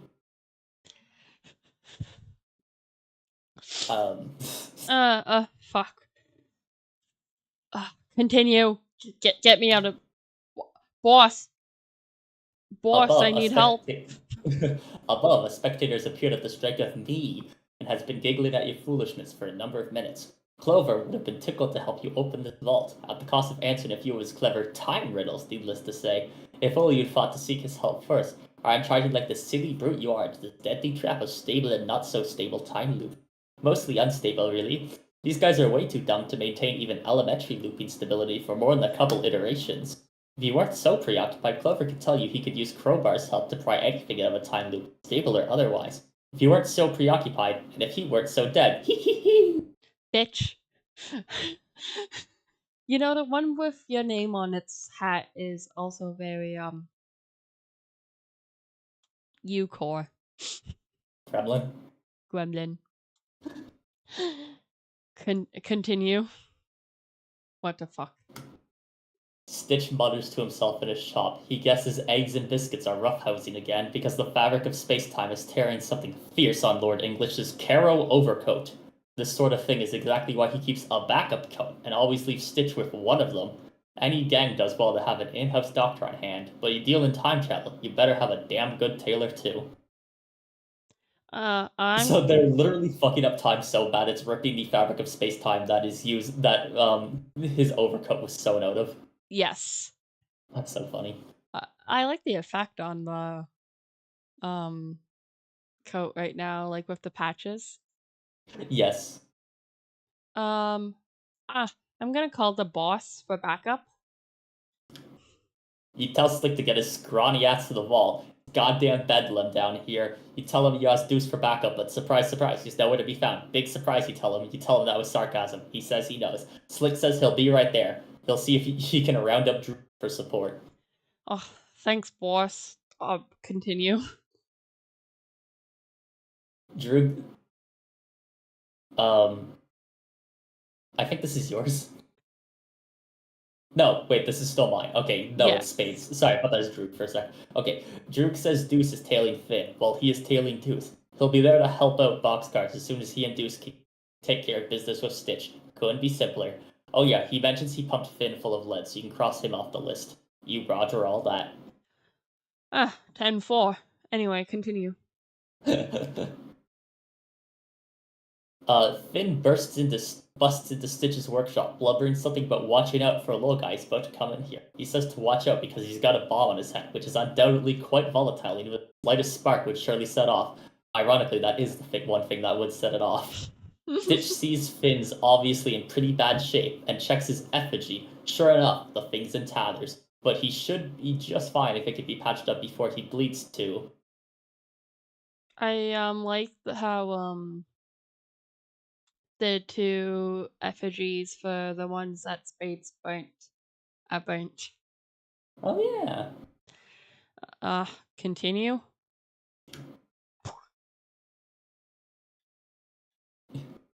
Death. 8 out of 15 green torsos dead. I'm going to burst in, thrusting bull penis cane. Everyone out of the goddamn way. You have a hat full of bomb, a fistful of penis, and a head full of empty. I was wondering how long till we got that one. I love that one. I love that one so much. Continue. Stitch says drop the livestock knob and settle the hell down. He says, you do realize C4 is a stable explosion and won't detonate with gunfire, right? You say, oh. I'm not sure why I bother going looking these things up. Of course, they've already been considered. I'm going to sneak into Stitch's boutique. Or no, wait, that's the wrong one. I'm going to sneak into Stitch's boutique. Drop in, get in. Don't bleed on the suits. Stitch says, huh? Continue. You admit the thought of carrying an imprisoned tailor wherever you go is gratifying for personal reasons. But in this case, you keep it alive should be later when... In this case, keeping him alive should be useful in dealing with English later. And I'm gonna prod idiots with red cheeks. This predictably accomplished nothing. Taking your smut out of hiding turned out to be a very bad idea. The copies from the future are appearing left and right, and these clowns have their paws all over it. Slick, where the hell are you? I'm gonna remove Crowbar's pin. So, yeah, I guess biscuits on their own is not very dangerous since he travels to the future at the rate of 1 second per second. But as soon as eggs gets involved, it can warp between time. Then it gets extra nasty. You say, you can't have biscuits without eggs. Except you can. JP, Big Daddy biscuits don't have egg in them. Never say that in that voice ever again. I'm sorry. No, never speak of the Big Daddy biscuits. Okay, this is the second time they've been mentioned on this channel. Ooh, I guess if you want the context of the Big Daddy biscuits, check out For's channel. Yes, it's in. It's in one of my lethal videos. Ooh, okay. When the company's lethal. Continue. Oh no. Continue again. Crowbar's alive again, and a whole bunch of other stuff is different. You forgot the gang almost seems halfway competent when he's running the show. The good news is, wait, this is your narration. It's all good. The good news is you get to kill him again. I'm gonna insert and quickly remove Snowman's pin. You have no idea how much you'd like to, but even you're not that crazy. Still, kinda tempting. And we have SI. Oh, let the boss count it down. 5, 4, 3, 2, 1.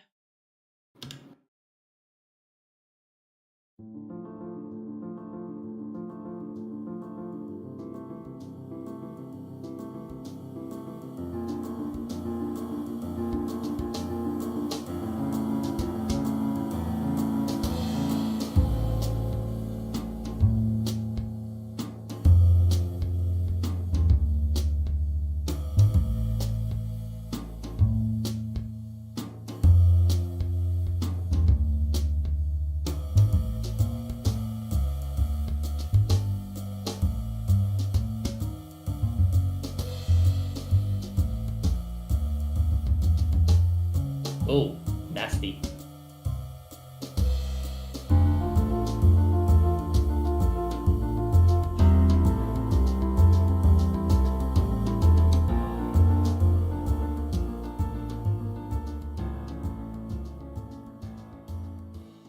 Thanks, Snowman.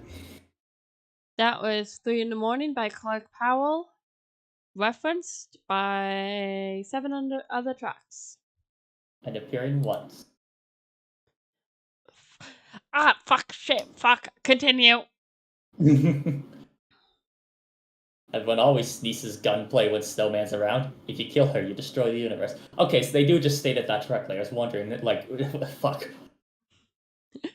If you kill her, you destroy the universe. Remember that. That's a surprise tool that will help us later. I'm gonna remove the fucking knife from my fucking eye. It's not a knife, it's Snowman's cigarette holder. And all you know, she's gonna have a hell of a time getting it back. I'm gonna give it to Sawbuck. You chuck the lance at Sawbuck, but of course, it's only a flesh wound. Seems that's the only sort of wound you can ever inflict on the corpulent lummox. Consequently, you and him both jump to a random point on the timeline. This looks to be in the recent past, when Stitch and Crowbar were setting up the crates for the imminent gunfight, which was very thoughtful of them. Your goons should be showing up any minute with the heavy firepower. For now, you've got the drop on everybody. I'm gonna kill something out of rage and frustration.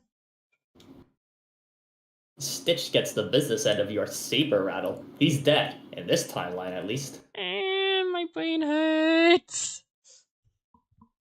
Would you like the explanation? You get what's going on? Yes. Okay. Although I think that's because I remember how the doll works. So the doll specifically works that whenever a pin is inserted, you jump to a timeline where that person is dead, which consequently stacks that whenever there's multiple pins in, you jump to a timeline where all those people are dead. Likewise, when you remove a pin, you jump to a timeline where those people are not dead.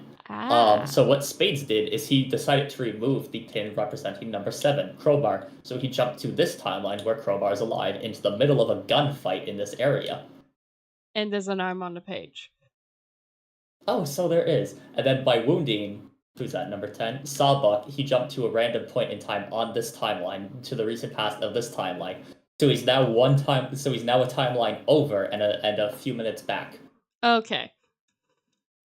With all that said and done, I'm gonna bring knives to a gunfight. Where do you think you're going, fatty? You'll deal with him in a minute. You whip out your double-edged sword and Occam's razor. Fuck's sakes. Of course, it's a razor. Occam's razor. Crowbar's head. We're making it happen. Oh, fuck that reference. Crowbar deflects the king of spades into Sawbuck's unmissable carriage. You jump far into the past. Years in the past. Hey, there's a vagabond on the page. Yeah. Ooh. Which is to say, the present for the time being. A scurrilous straggler eyes impromptu desert skirmish. He dismisses them as a bunch of ill-mannered rogues warranting no further investigation, although he gives a small nod of approval to the plain and simple hat worn by one of the combatants, which strikes him as an absolutely smashing display of good fashion sense. I'm gonna hit Crowbar on the head. You can't kill him yet. You need him alive to return to the original timeline. You will be taking that crowbar, though. Whoa, Half-Life. Whoa, sick Half-Life reference. Oh my god, Half-Life reference. Oh! Half-Life reference? I'm gonna stuff him in my deck of cards.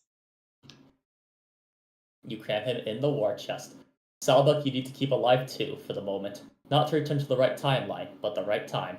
Speaking of which, where's Tubby think he's waddling off to? Is this where all the fat phobia is from in the trigger list? Yeah, that would make sense. There's a lot of fat phobia in here. I didn't realize that because of how just kind of normalized that is even still to this day. Mm-hmm.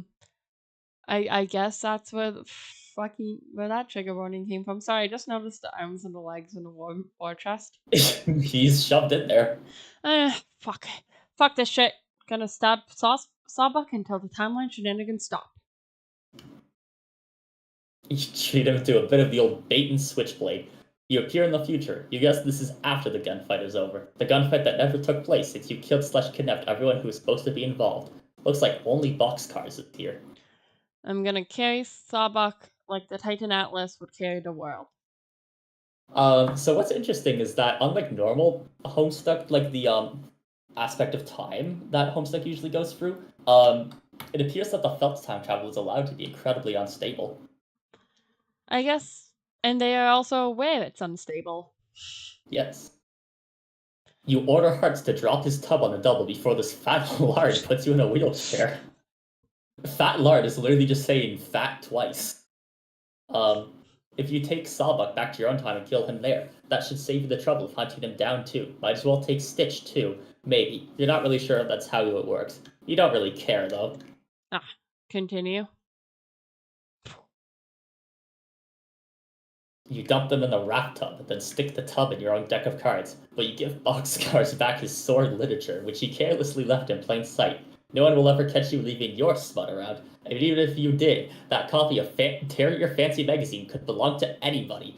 No one could prove nothing. I think that's bestiality. Blah. I think that might just get the bestiality trigger warning out of the way. So we thought this would have no trigger warnings, but we're kind of starting to check off the list. Yeah, we're starting to really run through it. We should... This is an awful thing to say, but we should do like a bingo for the trigger warnings to see how many we can hit off in a stream. I will, I can make the visual. But what if, like, for every stream we have to, like, assemble a card based off of what we will think will happen? Oh, that'd be good, yeah. And then, like, we can make trigger warning. Yeah, so we hedge our bets on what we think will be in the upcoming streams, so then we can see how correct we were by trying to get a bingo on the card. Sir, I believe this counts as gratuitous violence. We can rules lawyer when we have the bingo. Okay. I'm gonna stick Crowbar's pin back in again. You go back to your original timeline, but now, stuffed in your chest, you've got a live crowbar from a different timeline, brought to a timeline where he's supposed to be dead. So you guess now he's alive in this timeline, which is in part defined by his death? Okay, whatever. You should probably just kill him again anyway. Also, Sawbuck from another timeline is in there too. So you guess now there are 2 Sawbucks? This is getting kinda dumb. Fuck this shit. Continue. You open the chest, releasing them both. Crowbar doesn't look too pleased. Okay, so yeah, their time travel is absolutely an unstable mess, considering it also involves direct timeline hopping. Yeah, it's timeline hopping and time travel at the same time. Yes. This has... Continue. You deflect his gunfire into the awesome gravitational pull of Starbuck's astonishing girth. Nice cock. Everybody, into the past. Continue. You dodge his next round, too. It seems Sawbuck for this timeline, i.e., the real Sawbuck, was in this room at this point in time. He and Crowbar exchange bullets. Off they go. They no doubt go on to spend the rest of their ammunition peppering each other throughout the timeline, destroying all those clocks in the process between now and the present. You guess that explains the mess when you got here. Thank God you figured that out. You'd have surely lost sleep over it. 20 out of 107 clocks redestroyed, for the first time. Eventually. You know what? Never mind. Okay. Only one thing to do now. I'm gonna take a moment to think up some time-based one-liners. Okay, you think you've got one. Time travel sure can be a double-edged sword. Yeah! Wait, that was awful. Really, really bad. You're sure you can do better than that? Continue. Apologies for the CSI Miami joke.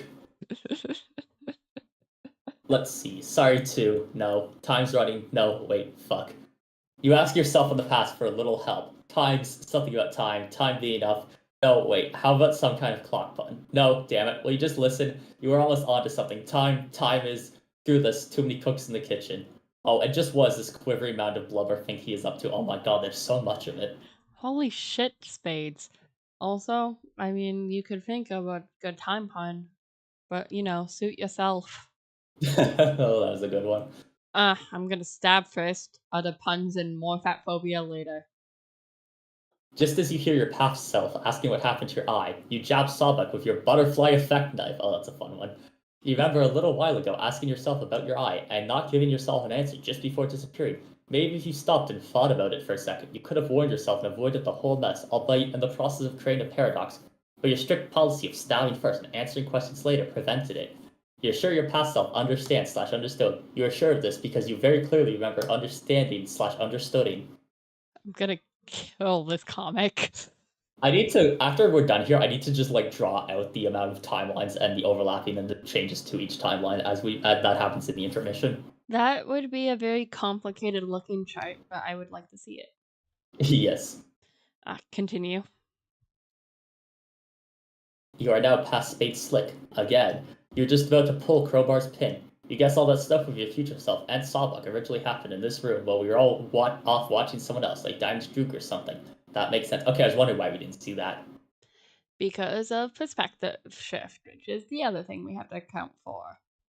Yes. Past Spade Slick. I'm gonna remove Crowbar's pin.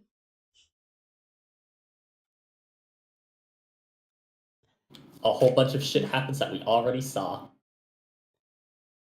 And it just takes us back. Yes, it does. That's funny. Like under 20 pages. I'm gonna be future Spade Slick. Fuck. Oh my god. Being Uh, your future self is a lot more constructive because you get to do stuff you haven't already done. Looks like you're in the future. It's a bloody mess in here. The clocks are more bullet-ridden than ever, and its Crowbar and both Sawbucks have been decapitated. You're almost certain this is something you will be, or were already responsible for, which of course means more time traveling. Looks like the tub and chest are gone, which means future you must have packed up and left already. Got to take notes of these sort of things so you know where you are in the timeline. You notice something on the wall over there. there were 3 Sawbuck heads. So there is. That's an extra notable problem. And that's a very juicy scene, so I'm gonna continue. Yeah, sorry about that. One of the clocks that was destroyed before is now bodied and full of holes. Not especially noteworthy, you just have a feeling you should register this fact. 108 out of 1,000 clocks destroyed. Is that oil? Let me check. That is oil. Good catch. Yay! I'm gonna quickly remove my lance from Sawbuck. You pry the cigarette holder from his torso. Whoops, another time jump. This tub of goo keeps going for his gun. Why body's gotta settle his big ass down? That's free in one sentence. You really should incapacitate him without inflicting another wound. I'm gonna knock Sawbuck unconscious. Count some sheep, bitch. Wait, the clock on the wall. Continue. It hasn't been destroyed yet, but it's about to be, ticking down to the time it's stuck on in the future. Maybe if you time it just right, you could end this whole mess in one fell slice. Continue. You even got an ice-cold wine liner to dish out when the time comes. You've been working pretty hard on it. Wait for it. Hate to cut in. Wait, no, not yet. Wait for it. Hate to, no, wait.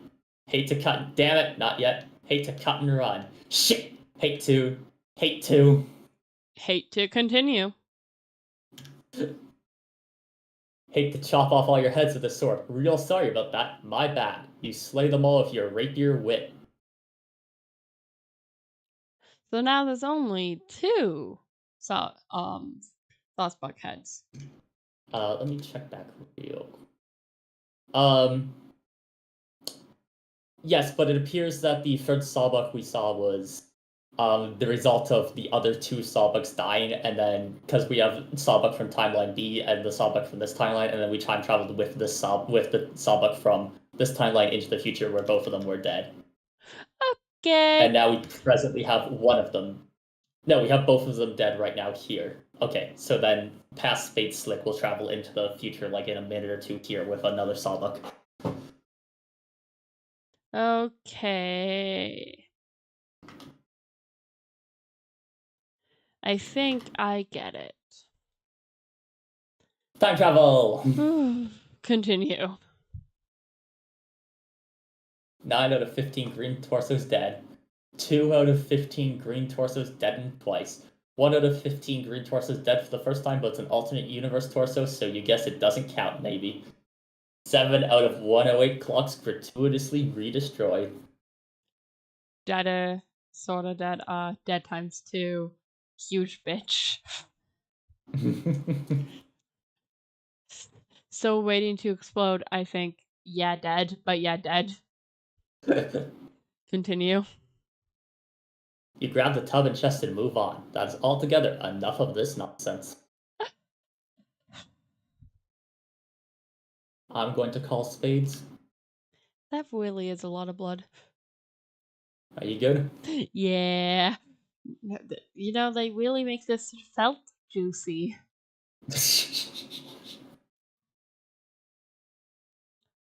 You check up on Slick's status. Slick says he killed Crowbar again, Sawbuck twice, and Stitch once. You ask him if it was an alternate timeline Stitch. He says he guesses so.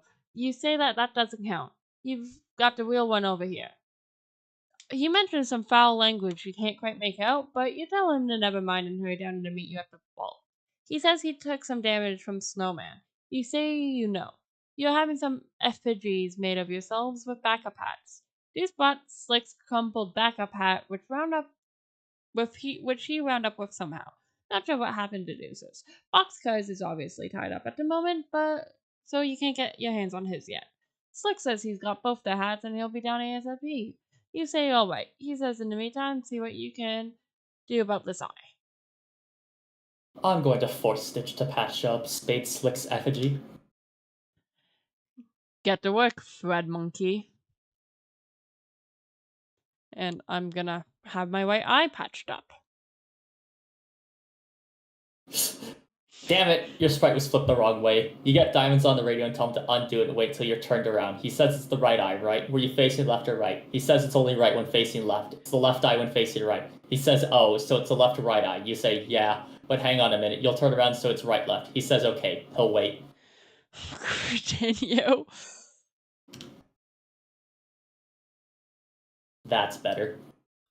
I'm gonna arm myself in case Kins shows up. If Can shows up, none of these weapons you got are going to do any good. You admire the lance for a moment. It's a pretty sweet weapon with outstanding craftsmanship. At least you got something out of the eye gouging. She'll have to pry this thing back from your rigid severed art if she wants it back. Oh, I'm gonna ride around on the horse hitcher pretending to joust. Yeah! Continue. Oh, shit. Continue. Continue. You can't believe she saw you horsing around like that. You will never live this down. In the meantime, I'm going to shoot up biscuit and eggs effigies. Stitch keeps the effigies in a big warehouse several miles away because of their ridiculous duplication tendencies. You sure as hell not going to drive them all the way over there, so you just shoot them all in person. Pew pew pew pew pew pew pew pew pew. Also, when we hit this page, we unlock the album Midnight Crew Drawing Dead. Very cool. I didn't. Oh shit. Music. Open link in new tab. Homestuck music. There it is. Yes, very nice. I'll have to go through some of that later. Just on my own. Ooh. Yes, I am shooting at them in person. I'm going to continue. Wing, wing, wing. Bzz, bzz, bzz. This was such an unbelievably bad idea. Continue.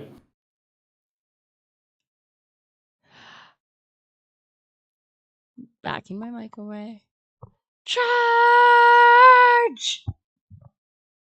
Enough of that came through. I just didn't want to peek it. This is incredibly delirious biz nasty.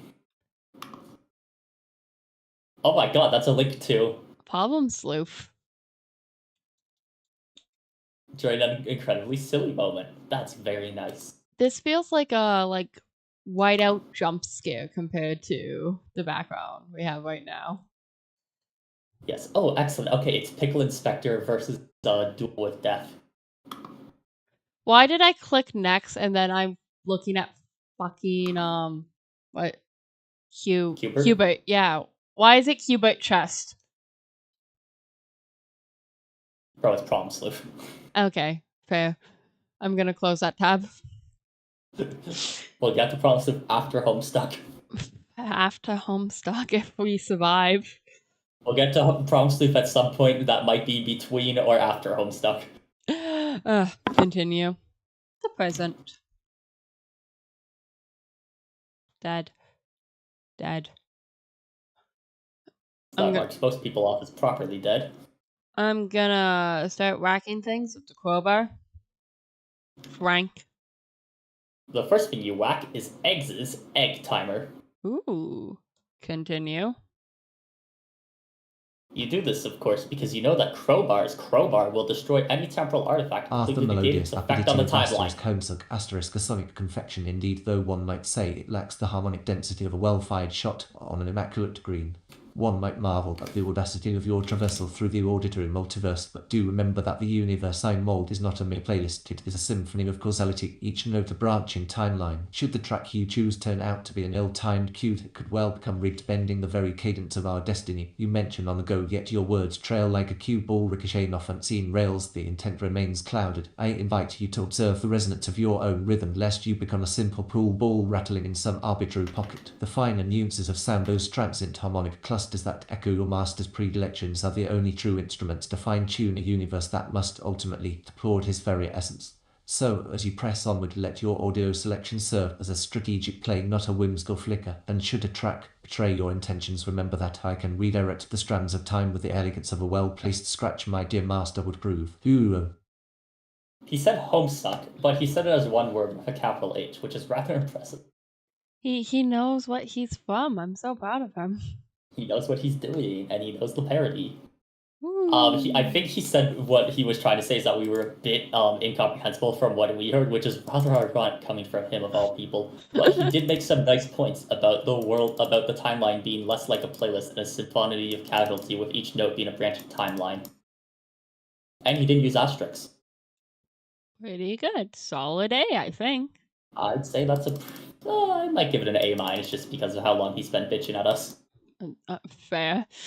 He was being rather rude. A- sound good? A-, I'm willing to give an A-, even though if a student was ever that rude to me. Death. Absolutely. Kill them! Continue. There they go. Oi, boss. I'm gonna attempt to eat eggs.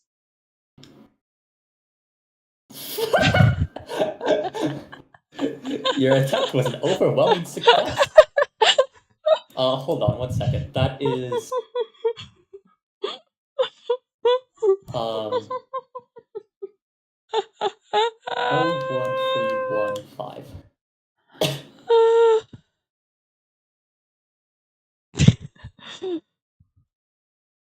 Sorry, just getting that fucking god fox. What the hell?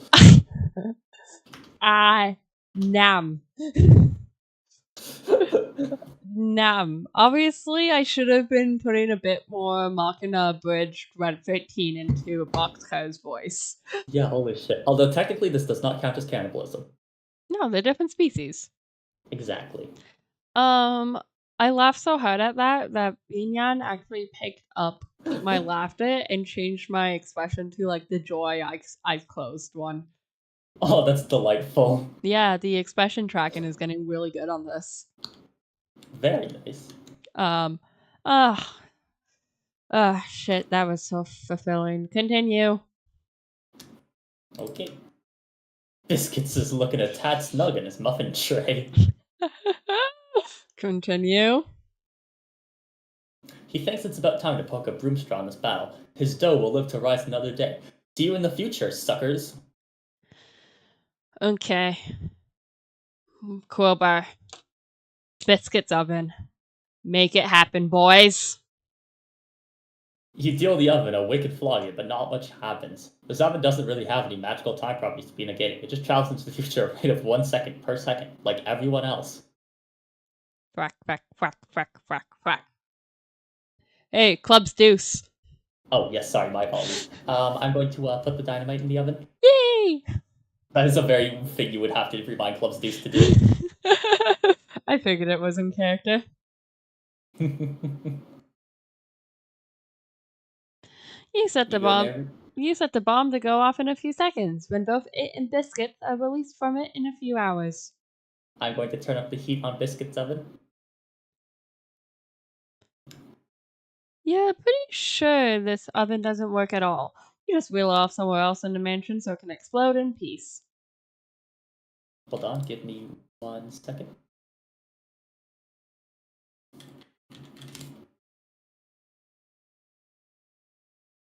Good evening to you too. Thank you. Apologies. Where were we? I'm going to continue. The future.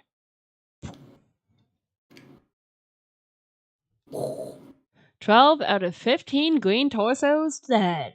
Probably some more clocks destroyed too. We're only missing 2 and the huge bitch. And 15. Oh, wait, you mean... Oh, by 2 you mean 4 and 15. 4 and 15. So that's Clover and, I don't know. Was that Tank? Said he was a tank, but I don't think his name is Tank. Ah, okay. I'm gonna use the crowbar to pry the safe open.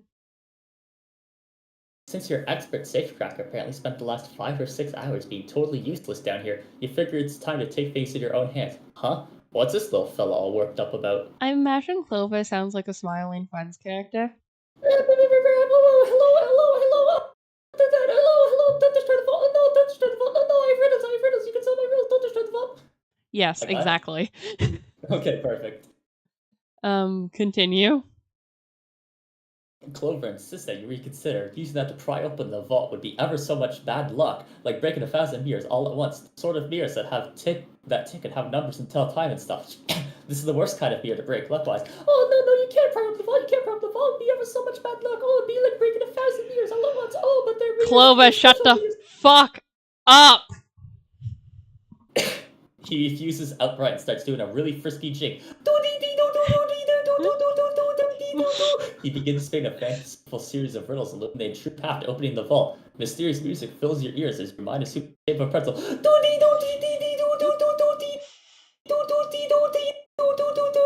This is how the music would sound if you were listening right now. Meanwhile, I'm going to ask Clover for the ultimate riddle. You asked Clover to open the safe. And continue. What's this? Hee hee. You think you can shoot, Clover? You better hit it in one shot! He's so lucky to get him a probably jam or something predictable like that. Nice try, Flo. You cannot kill me in a way that matters. Look how Continue. pixely the gun is. Oh god, that is so bad. You just start whacking him with a newspaper instead. You don't have to be all that unlucky to get whacked around with a newspaper. It's sort of a gray area. Meanwhile, I'm gonna check the personal ads of the periodical as I'm doing. No clothes, no shame, no chroma. A gray area exposed. This isn't a real newspaper. It's just a wrapper for your private sorted literature, which no one can ever see. Oh, it's slipping out a bit. Your appetite for monochrome beauties is nearly on public display. Gotta keep a lid on that smut, especially with Clover around. So maybe this is what the nudity removal mod was for. I mean, maybe. I couldn't. Probably really, fine. I can't really think of any other nudity in the comic. Yeah. But this is very artistic nudity, but I don't know what YouTube thinks about that, so... We'll find out. Worst case, we just go through and we blur the that section. Yeah. Continue. Yes, continue. Suddenly the whole vault room is shaking. You wonder what it could be. Sounds suspiciously like Cans is about to plow through the wall, Kool-Aid Man style. You pray to God that it's not Cans about to plow through the wall, Kool-Aid Man style. Ogle. Continue. Ogle. I love the Ogle font. All of a sudden, Cans plows through the wall, Kool-Aid Man style. I'm going to resist the urge to shout, oh yeah! Oh no. Continue. He punches you into next week. Allet Hills of Graces. You find yourself going about your business a week later. Looks like you're doing a little grocery shopping. You're a bit confused, having no memory of the previous week. You kind of have no idea what's on your grocery list. Are you out of milk? What kind of produce do you need to stock up on? It's all a little overwhelming. To make things worse, the selection has too many prices and values. Which is obviously a Sweet Bro and Hello Jeff comic. It links to one. Yeah. Sweet Bro and Hello Jeff go shopping, and Sweet Bro and Hello Jeff go shopping. Jeremy. Not all the cans are the same. What's the difference? The selection has too many prices and values. God damn! It's like, who needs this fucking bullshit? It is so infuriating. Shit, where's the manager? And there he goes. He has the manager's attention. Now the police are involved. Jesus Christ. Ahaha, OMFG. I can't believe what he made take place. Oh, thank you, Sweet Bro and Hello Jeff. Classic. Oi boss, I'm gonna use Egg's body as bait for cans. Battle technique. Torso flail. You flail the torso cansward and attempt to placate him with the red meat. Which is also Problem Sleuth reference. Where a stick uses the half-dead body as a bait for that monster. Chomp. The beast gobbles the torso. He is temporarily placated by the red meat. Continue.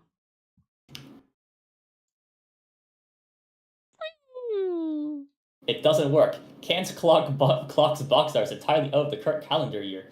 You land in a totally different, outdated calendar. Continue. Looks like this one's themed with spirited horses. You'll be up to your ass in horses for a whole year. Just great. This is just what you need to be doing. Farming all these goddamn horses. Fucking pain in the ass. I'm gonna ignore him and private the safe open. You don't care what the consequence. I'm gonna get this so malicious. Yeah. You don't care what the consequences are. You're going to crack open this safe and be done with it. This whole intermission was starting to get a little punchy anyways. Continue. Boom. And we'll get the so delicious off. Oh, yes. The massive release of. Sorry, what? Yes, I forgot to take off the Sodalicious. Oh, good. The massive release of temporal distortion from the vault transports you to a highly unfavorable timeline. Looks like the entire mansion was leveled, except for the vault and its enclosure. Everyone's dead except for you and you know who. But at least the safe's open. 1,000 out of 1,000 clocks destroyed. 4 out of 15 green torsos dead. 3 out of 4 black scufflaws dead. Offed. Finally, I'm gonna enter the vault.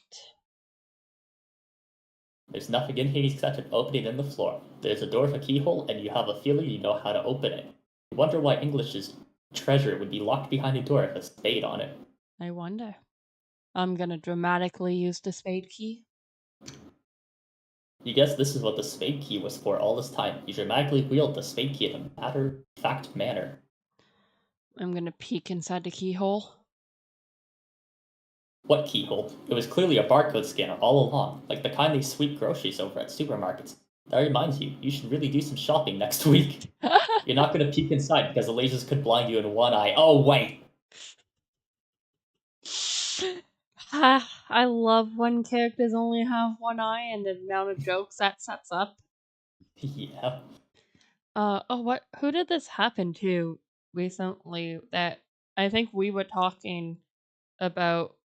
Were we talking about a character with one eye? Who do we know recently who got blinded in one eye? I don't know, but like I just feel like maybe it was with someone else. I was making a set of bits about like staying on someone's blind side. That does not draw anything out of my mind, but that's also my mind, so God knows if it was me or not. I'll try to remember later. But for now, I'll use the wool cards for blackjack. This was never fun because there's clearly a barcode printed on your rules card for blackjack, as well as your arm, but there's nothing wrong with a little redundancy, I guess. I'm gonna get on with it. Huh? Continue. The huge Continue. bitch? Oh, are you looking for this? Well, come and get it, you contemptuous she-witch. Continue. Snowman's black inches no doubt have been responsible for more than a few red cheeks. Okay. Good setup. Continue.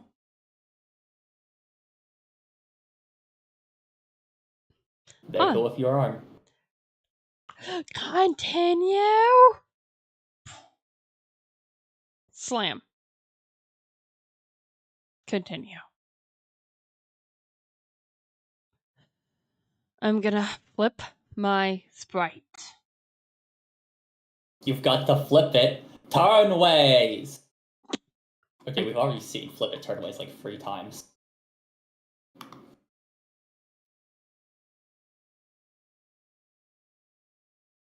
Yes. Yes, we have. I'm gonna scan the barcode and go down into the hole and continue. And continue. Hold on 1 second. Oh, That's oil on the side there. what?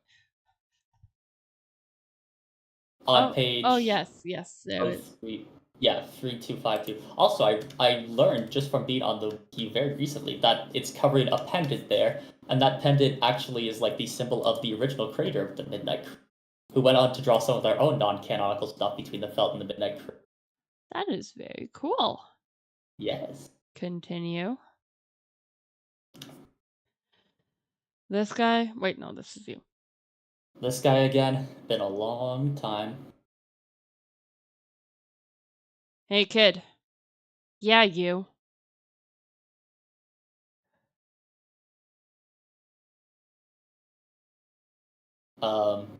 I guess this is me then. Continue.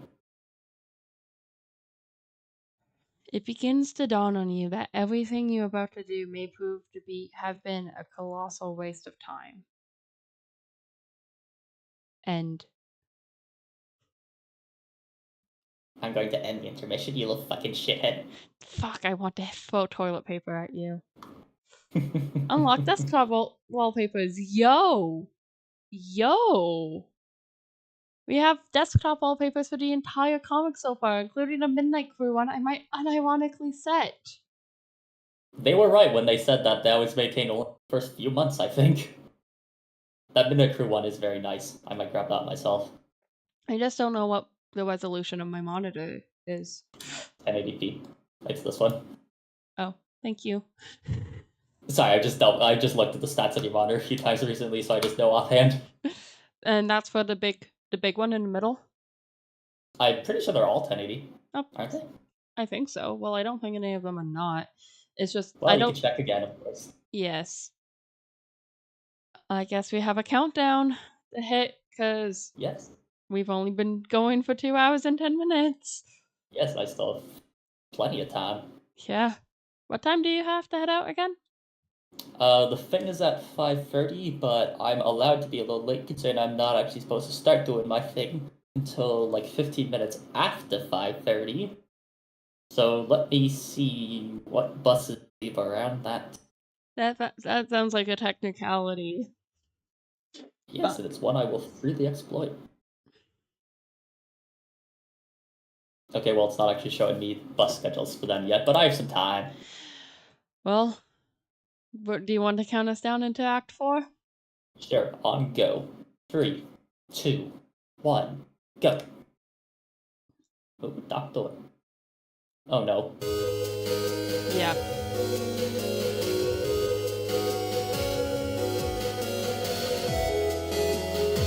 Land of Wind and Shade.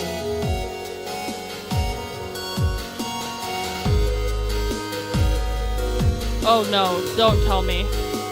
Yep. What? Sorry, I clicked my arrow key and skipped to the next page. So I need to redo all that. Fair. I'm just being the shit out of the first imp right now. Sounds good.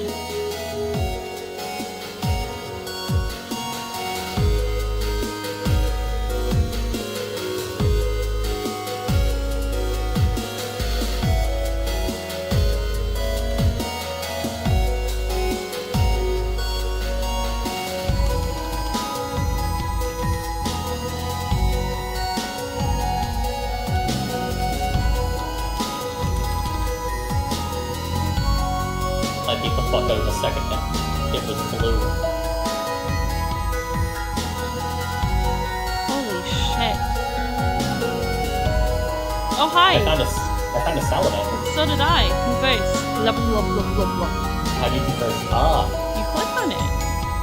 It said it approached the indigenous kind for me. Ooh. I found another one. Weak creature. Glub glub. There's windy here. I think I'm on the same one. Often wind skims the boards up in the pipes, as if raising the hollow of a cut reef, or say, a plundered parcel of kayaks. It is such a lovely set, it brings back fond memories of my childhood, which was a couple days ago. I just turned down the comics volume. Yes, I should do that. Holy... Oh god, there's an imp. Die, die, die, die, die, die. Die, die, die, die, die. Ow. If you hold shift when pressing space, you get funny. Shift? Oh.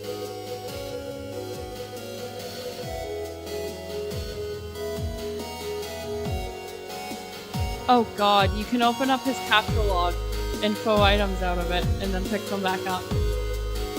Open it, open it! I found a jar of bugs. Capture log that. Where do you find a jar of bugs?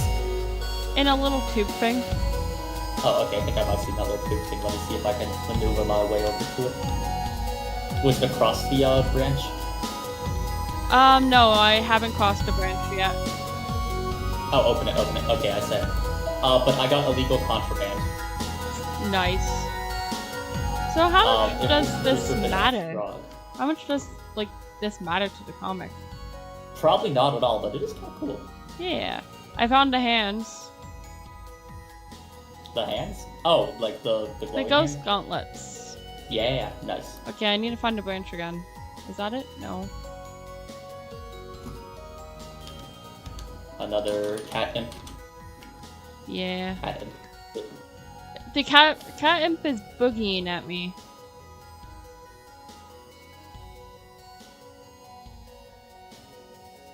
I'm so amazed at like how this works. Ooh, another princess imp. Ooh. I got a mini tablet.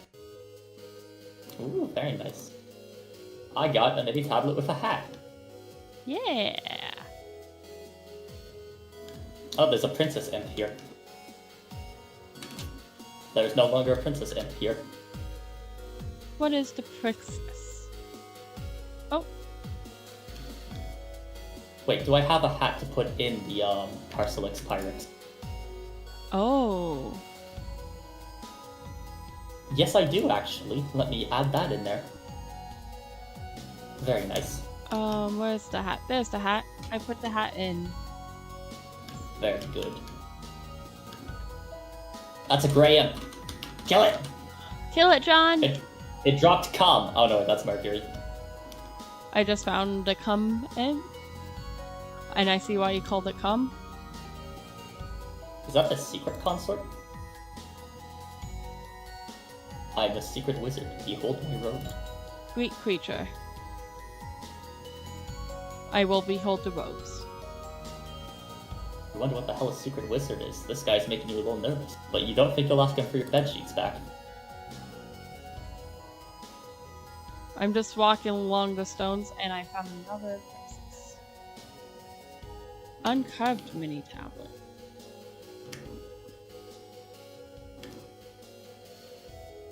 Oh, I just realized pressing the map button probably gives me a map, doesn't it? Yeah, Yep. that's not the most useful of maps.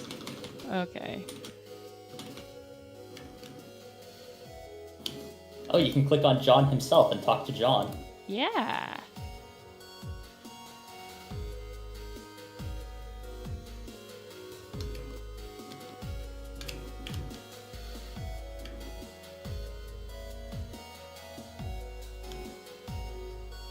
So is that this is one of the...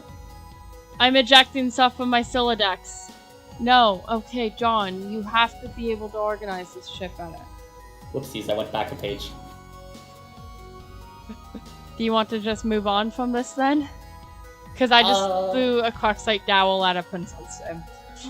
Yeah, I think we're probably good to move on. It's very cool though. Yeah, I'm definitely gonna bookmark this page for later as I keep throwing stuff out of my Silodex. Okay, let's... Actually, I found a chisel and uncarved stone tablet, but I don't know how to use them together, especially since that involves navigating John's Silodex, and I don't want to do that. Fair. In a future settled, askance of the present. Collateral destruction, desecration marks the sacred / illicit. Continue. Pew pew pew. Wow. Continue. Yeah. Continue. Flop. Whee! Continue. Devil beast.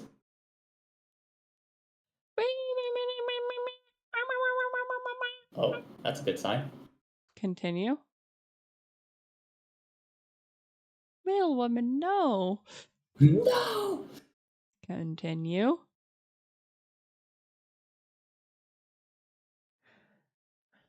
I love these dumb fucks. Yeah. In the mystic ruins of an era pre-desecration. An ancient time capsule has blossomed. You find nested in its petals a juice-stained suburbia once belonging to one of your friends. What will you do? I'm gonna take the discs. You capture the suburb beta. It uneventfully tucks itself into your Silodex. You think you're getting kind of bored with this fetch boss. You like to mix it up now and then. Maybe you'll peruse the selection and try out another one. Where that brings us back to Jade's set modus, where we can look at her other moduses such as Boggle, Pictionary, Monopoly, Yahtzee, Clue, Connect 4, Jenga, Battleship, Ouija, Luigi, Waluigi, Ouija, Guess Who, Operation, and Memory, of which we already have Memory selected. Yeah. This time I'm gonna switch to the Jenga modus. You swap your modus to Jenga, ejecting your Silodex in the process. Looks like the time capsule has reset itself. It is sprouting a new bud. Presumably something else will come out when it blooms again in about 400. Too bad you won't be around to find out what it is. That sucks. Continue. Your modus grabs the 18 cards needed to set itself up. It divides each card here into free capture log blocks. You begin picking up your items. The item capture log chopped into free blocks and distributed randomly into the block tower. Continue. You gather up the rest of your items. Might as well try it out. Go for all the blocks containing your Tangle Buddies. Careful. Careful. Continue. Gently. Gently. Gently. Fuck! Jenga registered trademark. I'm gonna switch to the Pictionary modus. Yeah, that one's obviously not going to work. You switch to Pictionary, a choice based on a strong win from the keepers of democracy. Wow, that was a particularly strong result. A lot of people wanted to see Pictionary, even though I think Ouija would have been pretty cool. Ouija would have been very cool. I would have liked to see Monopoly, but there's also something wrong with me. I'm gonna try out my new Pictionary modus. Okay, you start by trying to grab your lunch top. After you ditch an unwelcome solicitor first, that is. You've got to concentrate here. Fuck you! Okay, I'm gonna draw my lunch top.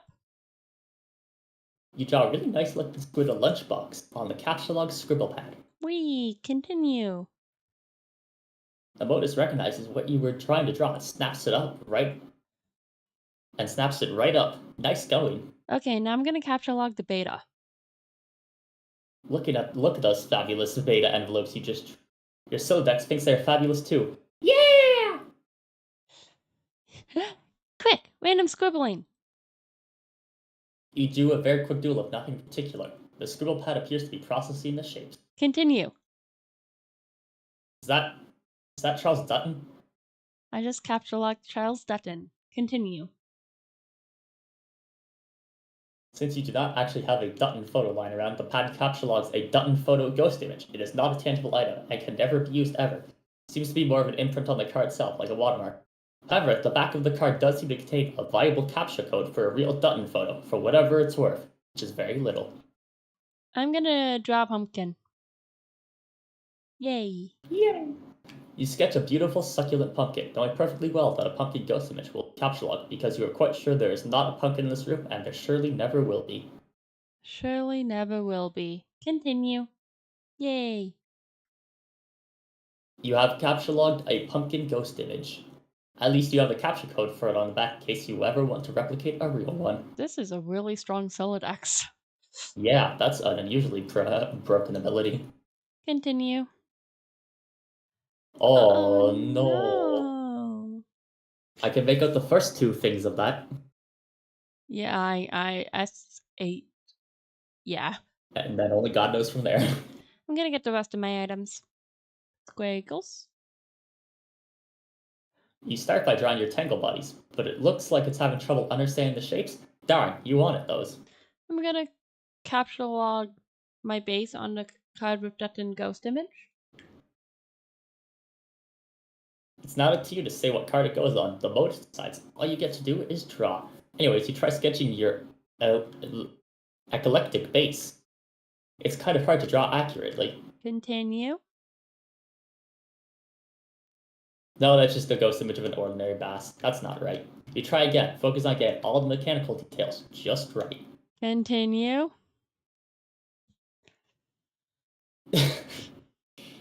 Oh my god, that's a fucking weird reference. 1 second.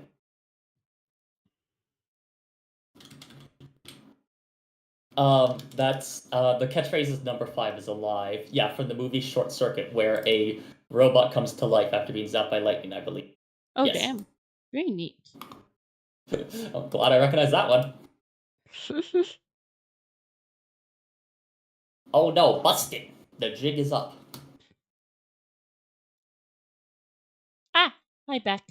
Continue.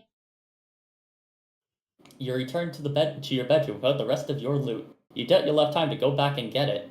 You guess you have inadvertently left your own time capsule there for whatever party you may find in the future. Lucky bastards. I'm just going to install the beta. You get started installing both disks. Might as well get a jump on it to avoid the sort of drama that resides from poor time management decisions. Sounds very egg-baked. Anyways, I'm gonna pester my chums. Oh, fuck me. Fuck me. Look at who. Okay, Cool. thank God we're ignoring them. In the meantime, you decide to touch base with your pals. Ugh, no, not those pals. The troll slum can sit just tight for now. Look at who's doing. Look. It's the traded As a ones. phantom base, a spectre sound indeed. One might think such a ghost image is merely a quixotic echo of auditory negligence, but consider the symphonic architecture underlying your perception. The mechanical subtleties that compose true bass resonance are as intricate as the geometry of a perfectly struck cue ball with each vibration, the calculated impact. If you merely glance at the surface, you risk misaligning the entire tableau, and the universe architect will mark you as rigged, since a single misstep can fracture infinite timelines. Let us insist on precision and obsession with minutiae that even my master lord of time would applaud. Observe the frequency spectrum with the same scrutiny as an expert checks the alignment of a pocketed break.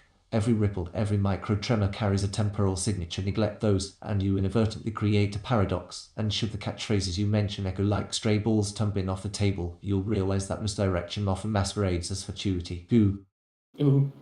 One second. An obsession with minutiae that even my master Lord of Time would applaud. No, he wouldn't. He's literally the Lord of Time because he's such an impatient bastard that he got time travel to start skipping through stuff that bored him. Just like Click starring Adam Sandler. Just like This Click. guy should watch Click starring Adam Sandler. If only there was someone with a lot of copies of Click from Adam Sandler. Do you know someone with a lot of copies of Click from Adam Sandler? There's a guy on the internet that has like a lot of copies. Oh yeah, that guy. Yeah, the Click starring Adam Sandler guy. Yeah. Right? Yeah, that guy. Yeah, he gets like a dozen more each Christmas or something. Yeah. Yeah, we could use that guy. That guy. Okay. I'm going to pester Rose. Rose, are you there? I went through the gate. Nana said you might be here too. Are you in this kind of spooky, glowy place with oily rivers and stuff? Let me know, okay? John, hi. Hi, Jade. Guess where I am? Are you on the ground below the clouds yet? Yeah. Wait, how did you know that's where the gate goes? Did you talk to Rose? Can she still see me while I'm down here? She won't answer. No, I haven't talked to her yet, but I'd like to soon. I've got a lot of catching up to do with all of you. I've been so scarce, I've just been busy running around like crazy and looking after my dog and stuff all day. I think he just locked me in my room, actually. Oh man, he sounds like such a handful. Yeah. But it's okay. I think he was mostly just looking after you, like a guardian angel or something.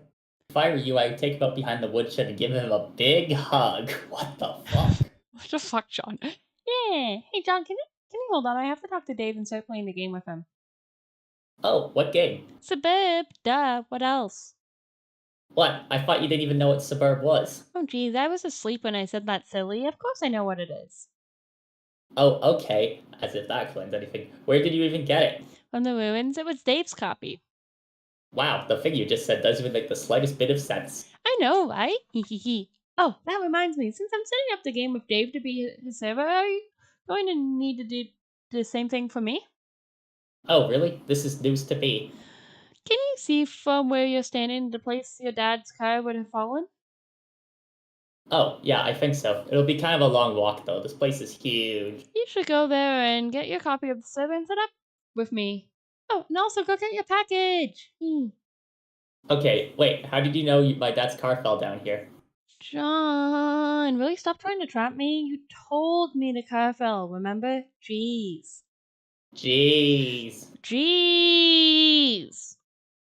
Okay, well, fine. We'll color these suspicious anyways. Among Us. Miss Know-It-All, Miss Big Psychic Pants. John, I'm not any more psychic than you, though.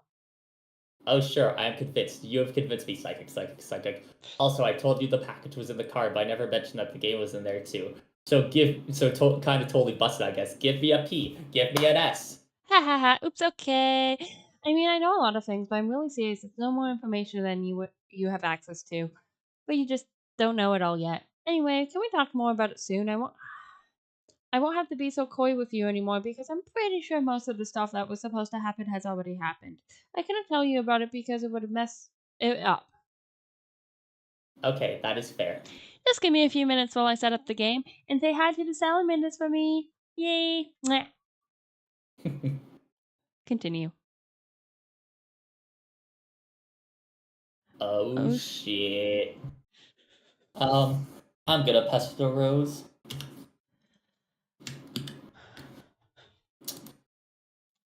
Tech Godhead began pestering Tentacle Therapist. Hey, will you open your laptop already? See, this is why you need a phone or something. Alert you to important messages. Instead of leaving them trapped under 3 inches of fucking yarn. Laptops don't need cozies. Nothing needs cozy. Cozy's a goddamn addictive. Maybe I'll crochet myself an iPhone.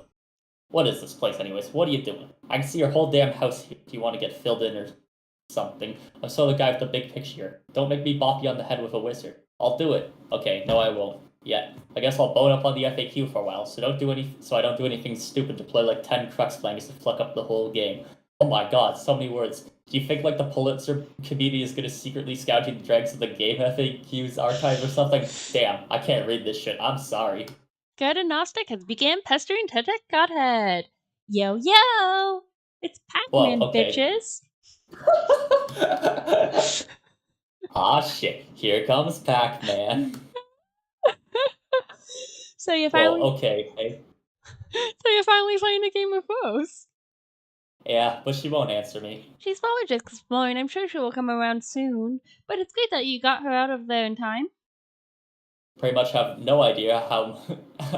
Pretty much you have no idea how much I fucking own at this game. I bested no less than 3 flaming tornadoes and broke a huge wizard. So how does it feel to be a big-time hero, Mr. Brady Brave Hero Pants? It feels like I am alone in sports, all alone, and I am the star. It's me, and then the big man comes. Hee. But it turns out to be a crazy. What kind of basketball this man plays? The hoop is on fire. Okay, I forget how it goes. No, you got it. We're good. Reference secured. Yes. So now it's my turn to be the star. I will be your hero. It's me. Wait, what? I installed the game. I'm connecting to you as the server player. Oh man, this is ridiculous. I just set this shit up with Rose, and now I got to do like some double duty thing. I mean, I own at the game and all, but can't I just relax for half a second? Don't worry, you can keep playing with Rose while I set up a few things. I figured I'd get a good head start and avoid all the drama you guys are always getting into. Such a bunch of drama queens.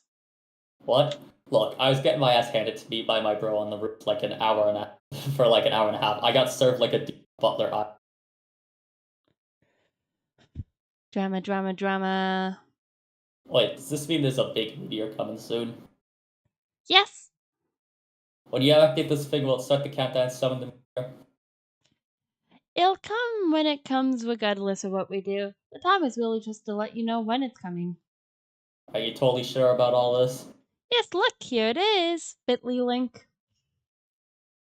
Dreambot video log recorded 8/26/2008. Media.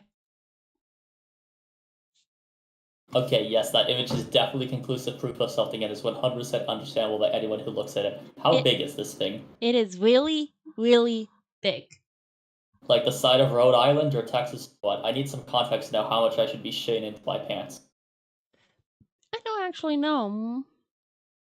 Well, as if, like, one the size of a bus wouldn't kill me anyway. Yeah. Wait, hold on. Rose is finally opening her stupid fucking laptop. So do your thing, I guess. Have fun. Thanks, I will. Mwah. Meanwhile, I'm going to answer the troll that's bothering me. Have fun. Oh, my foot's already so... This is a long one, too. Oh my fucking god! Okay. Hey John, calm the hell down. Ugh, how did you find me? Find you? What do you mean? I changed my chum handle, did you guys? How did you find me? Oh, ha ha ha ha ha! The little word humans say repeatedly when something tickles their absurdity palette, right? Lame. We never lost to you. Your rules didn't fool us. It just so happens that we didn't particularly give a shit about talking to you in that timeline. What, the last few months? We have the entire continuum of your existence to choose from when contacting you. That period was unremarkable. Sort of like your whole life, but I guess I mean it was especially unremarkable. This has been explained to you so often I would make me sick to my human stomach if I had one of your human stomachs. Okay, this time I'll believe that you aren't human, because the skepticism of my brain is actually starting to wear kind of thin, I guess. But you're still a major asshole. I don't actually want to talk to you. Bye. Wait, but I'm not here to troll you this time. We're friends, okay? Oh man, look at this outburst of little human words I'm saying from my human mouth. Fine, you can think I'm a fucking douche, and maybe I am, but here's the fact, idiot. I've already had lots of conversations. In the future. I mean your future. I've been kind of working backwards here for a while. It's a little frustrating. Every time I go further back, you know less and less, and you don't remember anything I said because it hasn't happened. I have to repeat myself a lot, and I'm getting pretty fucking sick of it. That's the dumbest thing I've ever heard. Well, it's not like I mapped out this trolling onslaught very well in advance. I mean, when you troll someone, you just sort of do it. You don't start drawing flowcharts and diagrams and such. Wait, you have something to do with this game, don't you? I should have known. Oh god, not again. No, fuck no, I'm just not going to explain this to you again. You'll get plenty of jarring all this from me in future conversations. Tedious conversations. Ones I've already had with you. Where your demeanor will gradually become inexplicably and revoltingly friendly towards us. And so I guess we're just kind of infectious. Now we're all buddies, I think. It's really weird. This human emotion you call friendship. Friendship isn't an emotion, fucknuts. See, this is what I'm talking about. You're a much more tolerable guy than I thought at first. Okay, John? Why are you kissing my ass? What do you want? Why don't you just tell me what's going on? Are you in the medium? Okay, fine. Yes, we are. Like here in this land without the clouds and oil and such. More of this narcissism. You always think everything revolves around you. With nothing to do with your dumb little windy player, your petty little quests, or for that matter, your entire game session. You're the only ones playing the game. Every group of players gets their own distinct blank slate session, as will be explained to you many times. So why don't you just explain again so I know, so I don't ask so much shit in the future. No, fuck this shit. Just know. I know this conversation you guys said all too many times because you can't understand because you are dumb. Well, wow, yeah, see, you're totally not trolling me, bro. I see now we are BFFs forever. The fact that you are dumb is an immutable fact, I'm saying for the record. It does not mean animosity is what is taking place here. Oh, okay, so what do you want? I need you to tell your friend Jade to talk to her. She won't answer our message time frame. It's important. Yeah, I don't blame her for not answering. She pretty much can't stand you guys because of all the trolling you did before. Remember? Okay, our bad on that. Just tell her we're sorry. Get her gross and totally unattractive human butt off her ugly human high horse and answer my messages. Maybe. We'll see. But I'm still not really sold this friendship thing yet. But I've got to go now and get on with my petty little quest. So talk to you in the future, I guess. Jerk face. But those voices are somewhat similar to how I do John. That. They're both very nasally, but it was distinguishable, don't worry. I'm glad. I'm going to search for my father's car. It's gonna be a hike. There's something up ahead through the forest. I, as the mayor, am going to settle this dispute in a rational and diplomatic manner.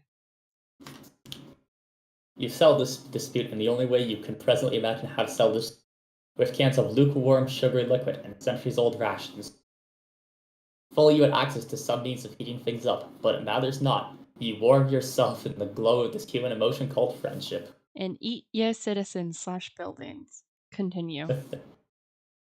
Ah, shit. I'm gonna deploy the alchemitter. It's almost as this broken air conditioning unit was scaled to be a perfect alchemitter all along. Weird. And then I'm going to deploy the corkscrew in Dave's room. Do you think the Pulitzer Committee is secretly scanned the dregs of the game FAQ archive or something? Damn, I can't read this shit. I'm sorry. Hold, please. Hold what? I see you're at your computer typing. What are you doing? Dang. Hold on. No, seriously, stop talking to me for a second. Looks like Jade is dropping the tube thingy in my room. BRB, gotta make sure she doesn't break all my shit. Continue. I guess this is technically a Jade panel. Yes, it is. Continue. Hey, wait. These den birds are in the way. What are they doing in the apartment anyway? Also, they are adorable. I always keep birds in here. It's sort of my thing. Oh, kind of like all those silly naked puppets are your bros thing? No, that's irony. This is like sincere, honest-to-God psychosis. I'm trained to be a lame, gothy supervillain. Also, I think I can't put it down because all the wires on the floor. Okay, well maybe you should take the opportunity to put somewhere that's in stone cold ridiculous. I wish I played more games. This is hard. No, it's not. Blah. Okay, fuck Dave. I'm moving his bed to the roof.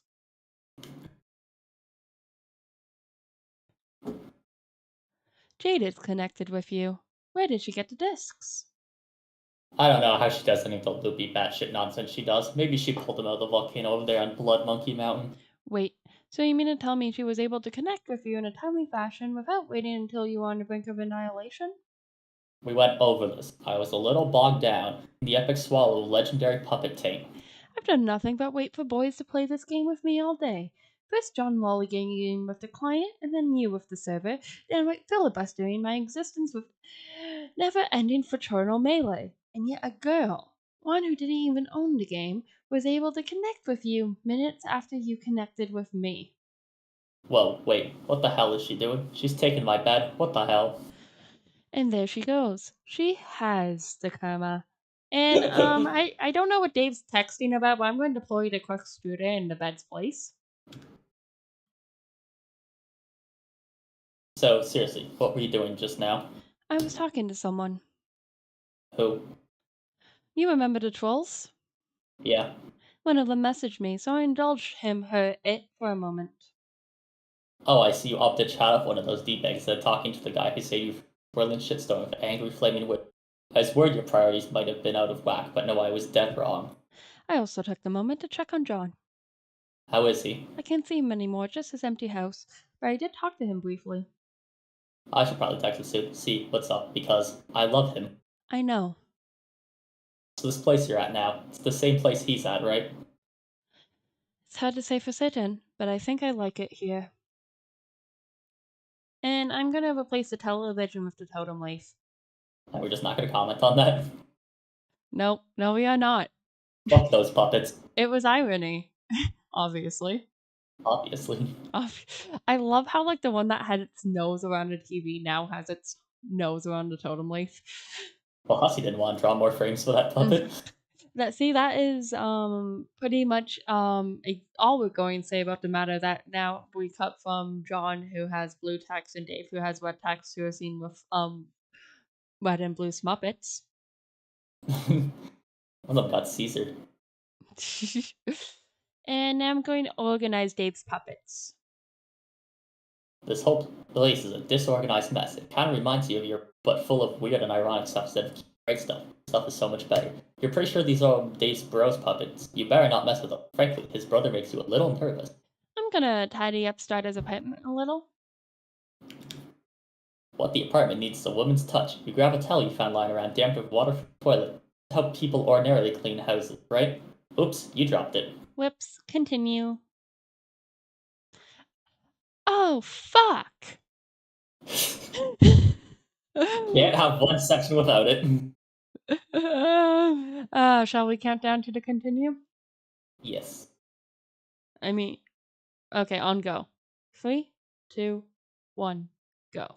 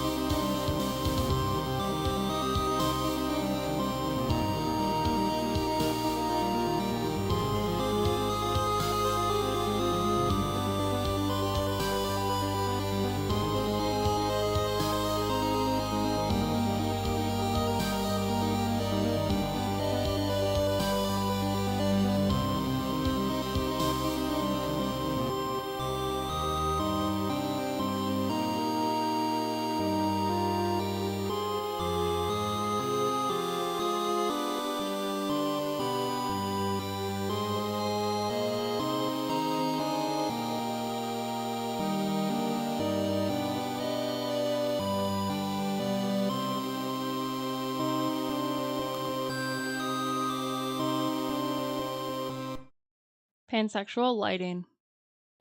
Oh, you're so right.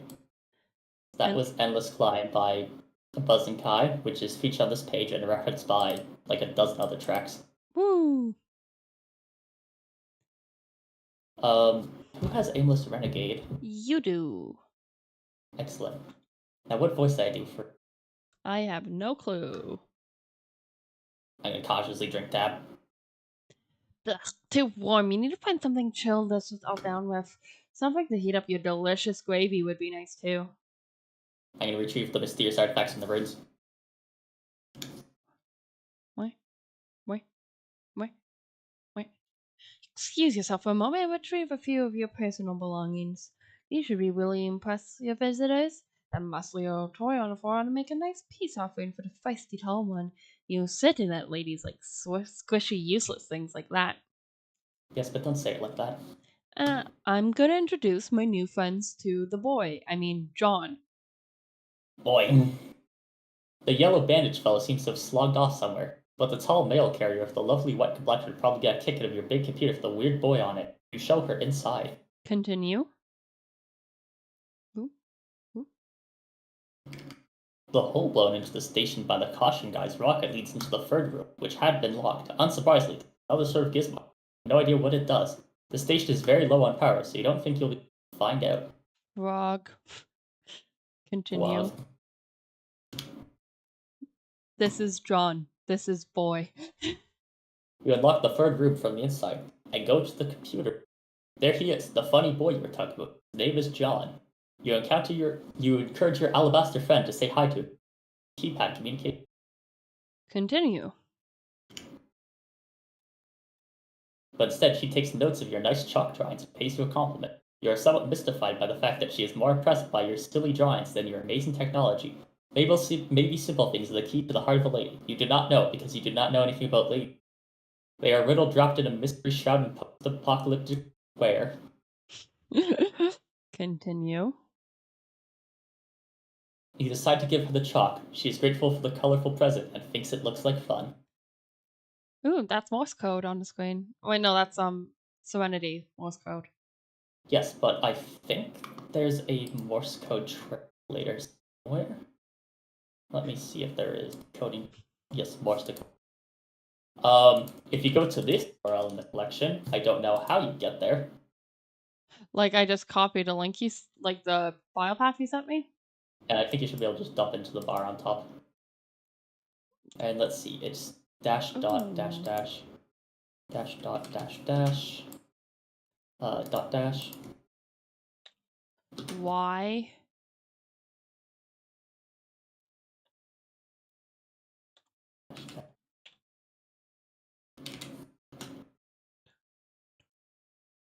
I have determined what it translates to. Yay! Yay! Yay! That's really cool. Continue. Wait, that's your narration. Suddenly, a powerful aroma hits your non-existent nostril. Someone is cooking something delicious. Demands investigation. Continue towards the delicious.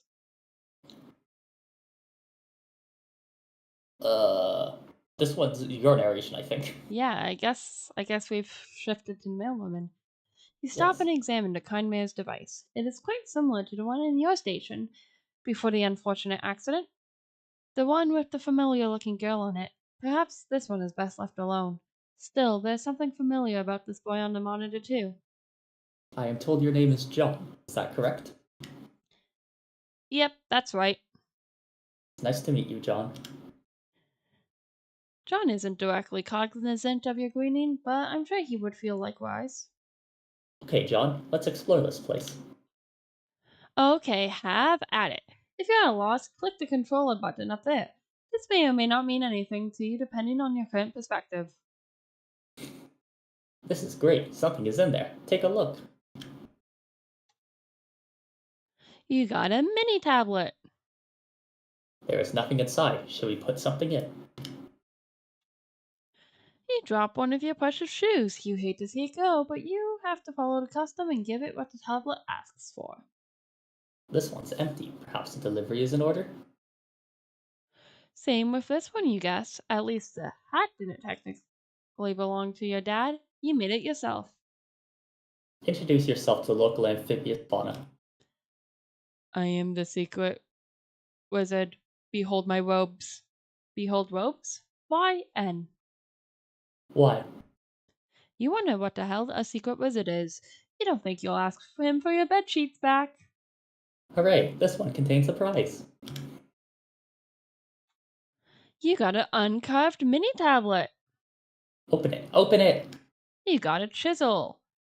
How exciting, a parcel for you. Retrieve it. You got a chunk of, why am I repeating myself? Serenity. Converse.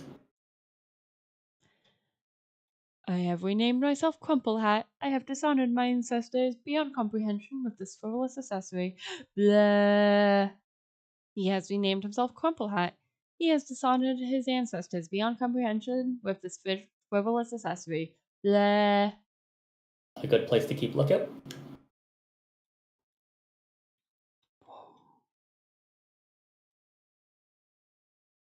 Nana, are you there? Ooh, yes. I just saw my house from below. What gives? Why did the gate take me down here? All the gates do, John. To ascend each time you must first descend. Ah, alright. So I guess I scramble around down here until what? Till we find the next gate. It is hidden somewhere in this land. Oh, so I get up to that gate and go in. Then what? Where's it even take me? Further up maybe? I haven't even built that high yet. So, you see what you have to build in the first place, John? You must have little faith in your dear old Nana. Yeah, well I do, Nana, but I'm still not really getting it. Does next gate take me down here, back up to the house or something? Please don't say who. Who? Who? See her.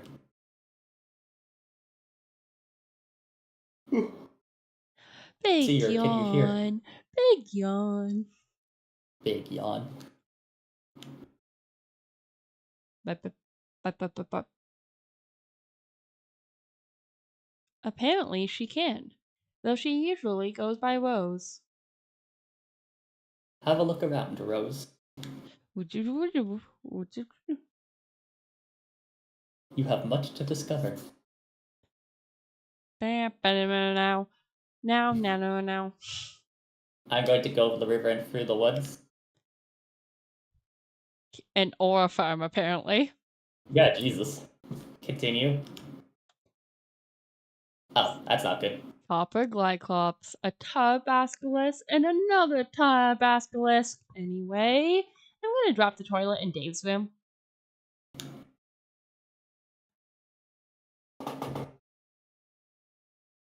Wow.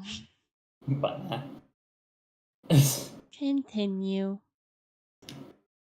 Oh no. Oh no. Continue. Sprite deployed. This is the worst shitting thing I've ever seen. The thing that just happened. Hi, Dave. Jesus, and the worst thing is, all that juice I drank. I mean, you just had to figure out all that juice was going to come back to haunt me. Like Frankenstein's incontinent fucking ghost. It was like Chekhov's Jew. Hee what?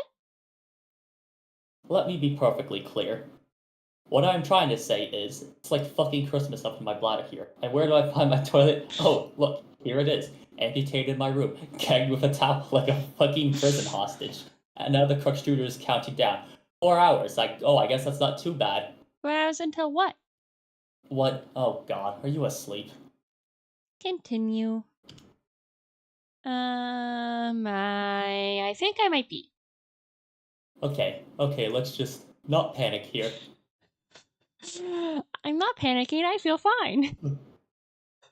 Let's try to play it cool and not break all my shit. Also, don't put anything weird in the seizure kernel. I'm going to go find somewhere to pee. Don't watch me, okay? Bleh. Like, I know you dream about me enough already. Let's keep some shit left to the imagination, okay? I won't look, okay, jeez. The last thing I need is for your weird brain webcam to be snapping shots of my dong. Your grandpa was a sick fuck. Why would he build a voyeur bot for a little girl? Fuck. Stop being a huge baby and go pee. Go piss, boy. I will use the now empty apple juice bottle. You begin to hatch a brilliant plan. I'm going to continue on with my ironically brilliant plan like the cool fucking dude I am.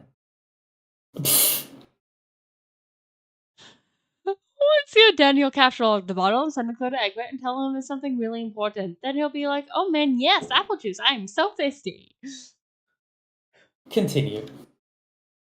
But he will not be drinking delicious juice, oh no, he will be choking down a world of hot piss, and it will serve him right for, like, those dumbass movies, ironically. Continue. But that just sounds like a big waste of time, so you just go in the shower. I'm gonna kick that puppet out of the shower. Oh no! Dave! What?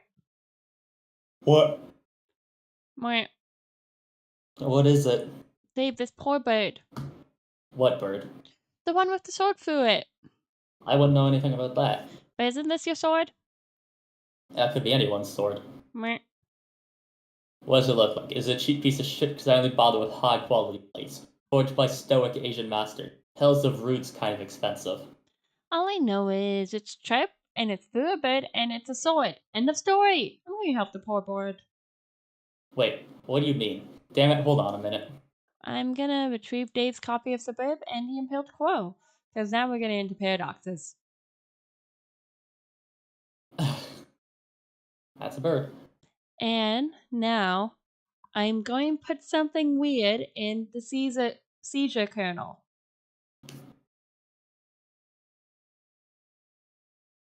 Thus we put something weird in the seizure kernel. Continue.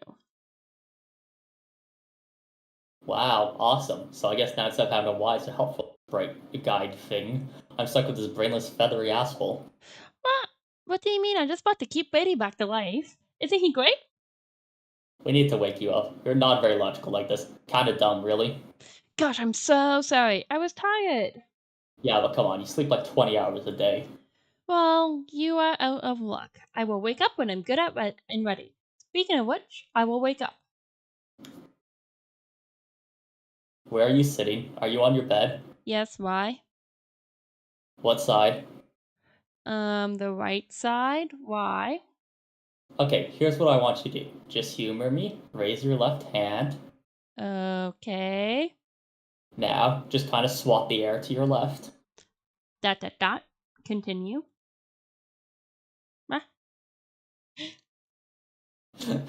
What? Well, Okay, both slap. I think that's probably a good place to call it. I think so. You have places to be, but we made it through quite a few pages this week. Awesome. Yes, we did. And so I suppose I will see you next week for more Homestuck 4. Yes, suppose that shall be next Tuesday. Thank you for having me. And thank you for coming. It's been a lot of fun. Yes, it has been. And we've disconnected from the 4. Speaking of thank you for coming, thank all of you for coming to this excellent stream. I'm really happy with the progress we made on the comic today, even if it was in a bit of a weird spot. But we got through the intermission, and it was super awesome, and I hope you guys enjoyed the Midnight Clue section, because I actually really enjoyed it, and I think it was probably one of my favorite parts of the comic so far. But now we're back to the kids, and we're starting to get teased on the trolls, which is really starting to scare me. And especially with names like Arachnid's Grip, and the other one that was pestering Jade. I'm afraid of those two popping up in this read through, but we will have to get to them eventually. So I guess they're inevitable, and I should start practicing my voices. But all that being said and done, thank you all for coming. I was really happy to see all of you in chat today. And yeah, same time next week, 2:30 EST on a Tuesday. For and Dilly will be reading Homestuck. And I will see you all maybe sometime later this week for a Metroid stream. I really want to hop back on Metroid, and I know I've been putting it off, and I don't remember what anything is at all. But yeah, see you guys later.